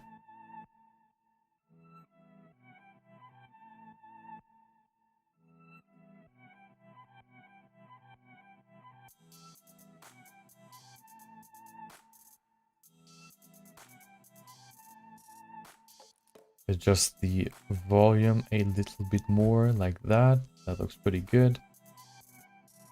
We can then combine those two, the gradient and the noise texture, using a color mix RGB. Put those both in. Use multiply. Put that at 1. And now we only have these bottom parts. As you can see, the gradient is only the bottom part, which will work as a mask for the noise texture. So only the noise will only be in the bottom part, which is what we want. Okay. If we look through the... Okay, looks pretty good. Now, we don't use the strength, we use the density. We put that to 0. And we may have to add a light to actually see it. Let's change the radius. Okay, let's change the density. We can add more density. So black to white only goes from 0, which is black, to 1. So the highest value you can achieve is 1. But if you want to add more than 1 density, you can go after the combination of these two textures and add a math node. Change that to multiply.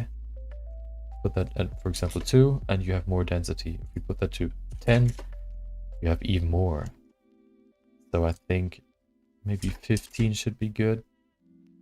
Remove that. Maybe add the light we had before. See what that looks like. Ooh.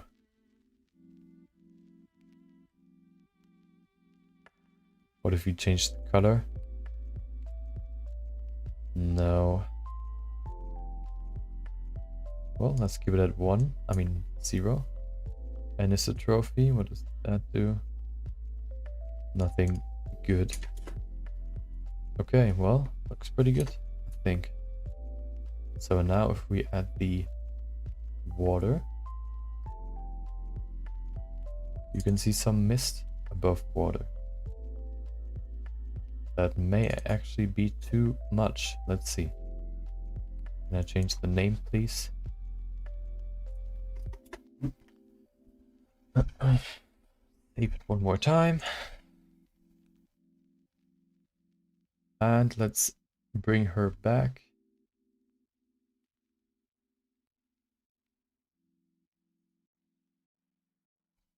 Let's give that a quick render. Wait, where are her eyes? There they are. Okay, let's remove everything we hid from the scene so that doesn't get rendered. Okay. Save and render that real quick.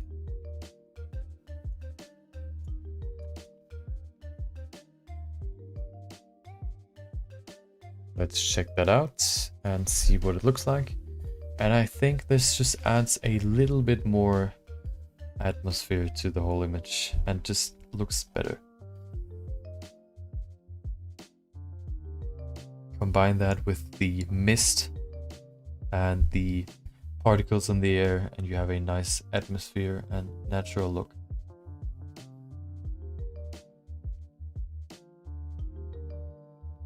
It'll still be very noisy.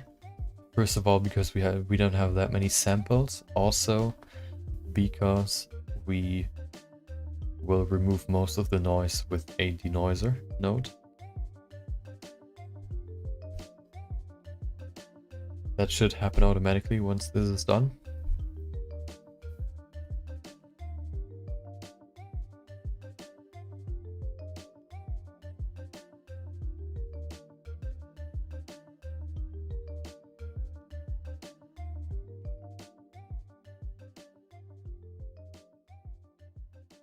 I think her eyes are a bit too blue. We could change that.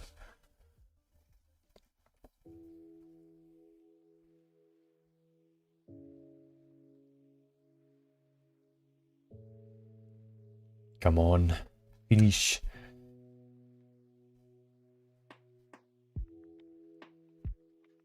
I don't have all night. I think that looks pretty good. I mean, yeah, look at that. Just a little bit of some small mist at the bottom. Adds a little bit more of an atmosphere. So now we can bring everything back, make a quick render, and then we are done for today. And with this piece, actually, so I can make a nice quick sculpt, or yeah, quick sculpt out of this and put it on YouTube and also post it on Instagram and all that if you want to check it out later in high quality. Oh, actually we have to do post-processing. We can do that as well. Okay, let's make a quick render. Maybe let's make this water mist another bounce object and save it. We could maybe reduce the size even more, maybe 30% to make it even quicker. Render that. We just need it for looks. We don't need it like in actual correct size. We just want to see how it looks and then change the colors.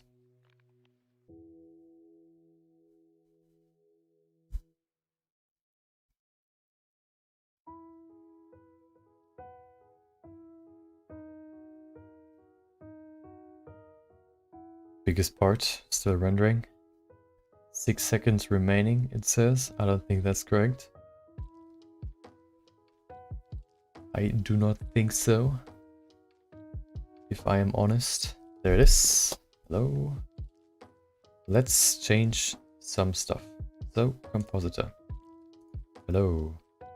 We have to change the output as well to EXR for the next render. Let's do that now, because EXR can change quite a bit. Let's render it again. My bad.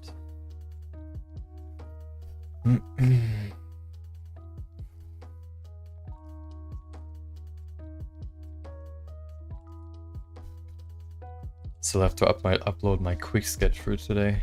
My daily quick sketch. Haven't done that yet. Need to transfer the render. I think I even have to render the high quality version for Instagram. Let me prepare for that. Projects. Right there. Quick sketch 14. Yeah, I only have the low quality version. Okay, let's add some stuff. Dude. Denoising data, we need that as well. But we don't have to render again for this one. Okay. So, first things first. Where is it? RGB curves. We want to bump up those high values.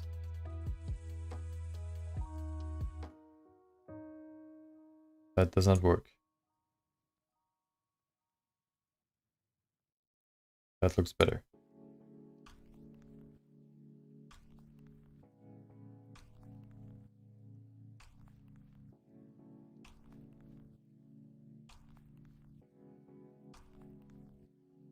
Let's see what looks good. Maybe like that. Let's see what it looks without it. Okay, just adding a little bit more brightness into the lighter parts. That's what I want.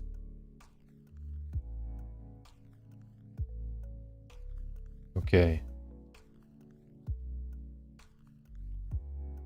Yeah, just maybe adding a little bit more brightness in the dark tones as well might be pretty good. Now use maybe contrast, let's see.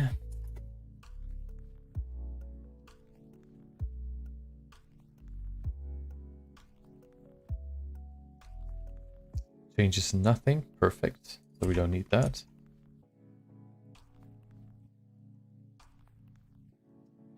Saturation, I don't think we need to change that, but we can see. Maybe just a little bit more.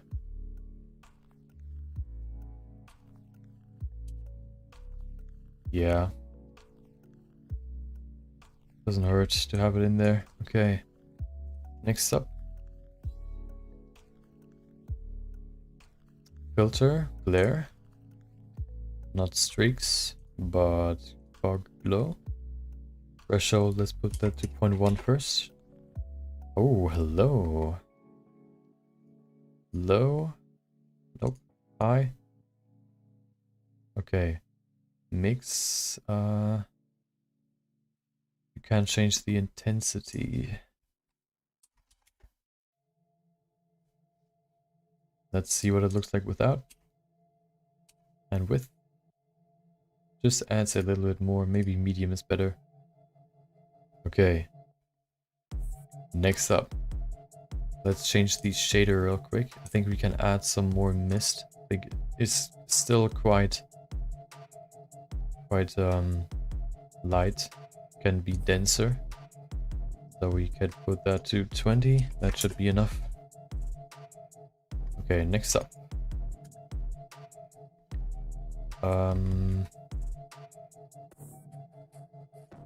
Let's see.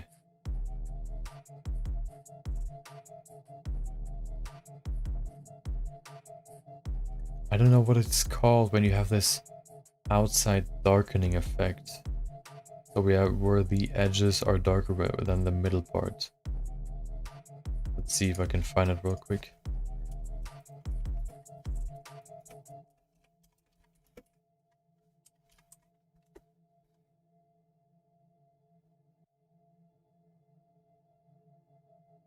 Nope. Okay, wait.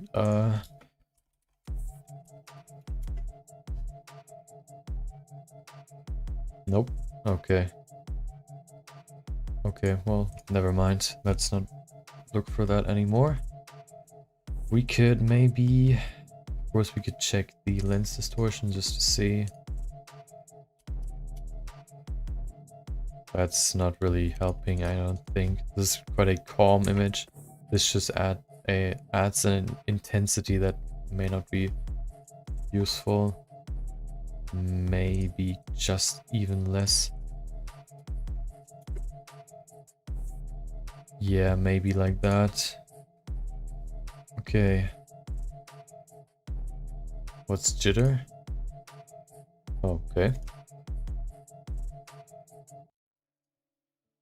It adds noise, I guess. That's not really what I'm looking for. Okay. Anything else?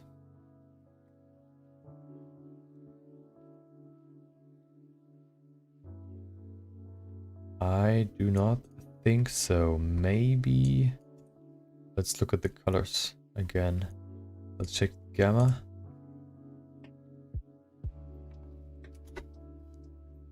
Oh. That's getting too dark, I think. This looks pretty good.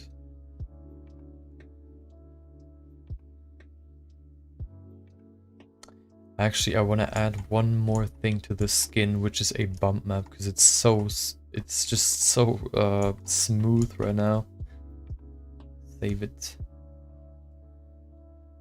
Let's remove everything again.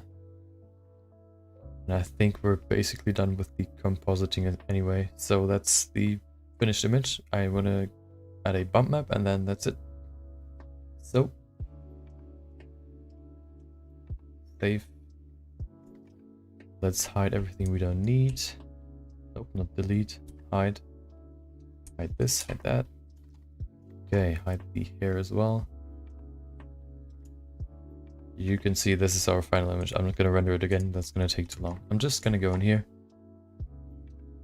Rendered view. We don't even need to render. Oh, yeah, we do. Maybe material preview. Oh, hello. Remove the eyelashes. Hide them. Plain. Okay.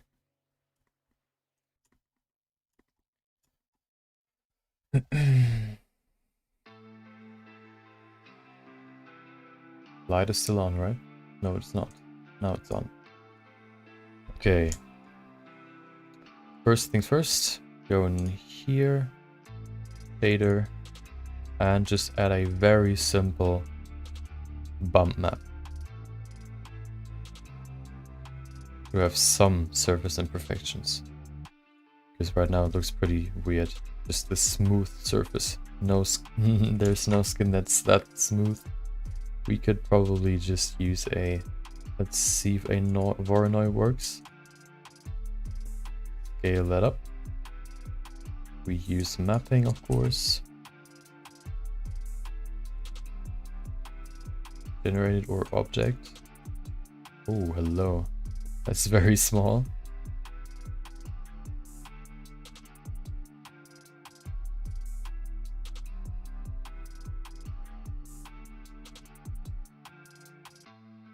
Okay. Oh, I have an idea for a nice, basically dynamic skin shader. But let's see. Randomness can stay that way.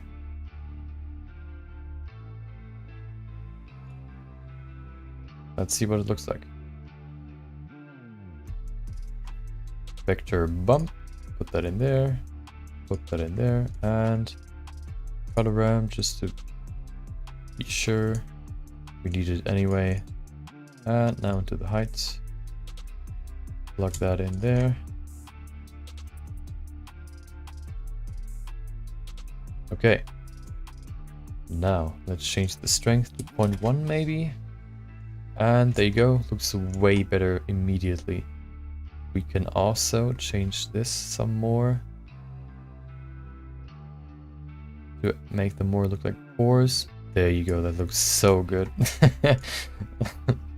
And then my idea was, because pores aren't like the same size everywhere, you can then add a new map that you can put into the scale. So for example, the pores in here are a different size than on the nose, for example. That looks pretty good. Maybe make it a little bit bigger. Like that. Let's see that in rendered view. Oh.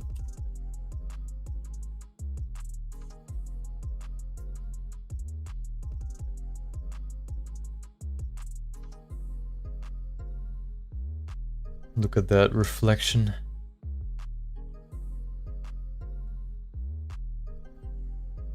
Look at that. That looks way better. Look at this reflection and look at that. Way, way better. We could maybe even increase the strength to 0.2 maybe. That may be too much. Yeah, 0.1 should be good. Okay. Perfect.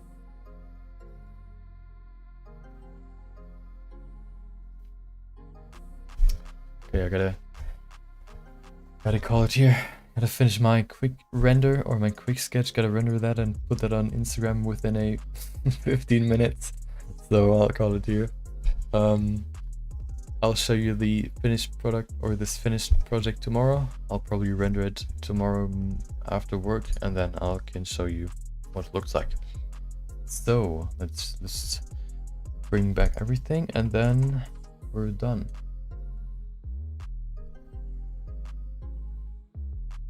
And I also have a new topic I want to talk about, make a small tutorial about. Save it. And that's it. Perfect. Perfect. Nice. Okay. I'll see you, or I'll wait, not so fast. Okay. I hope you enjoyed today's session. Hope you did something productive yourself. Maybe if not, I hope you enjoyed my session. Maybe I could inspire you to do something as well. Maybe you learned something. Maybe you'll tune in next time. Maybe you look on my YouTube channel. I'll probably upload some more videos.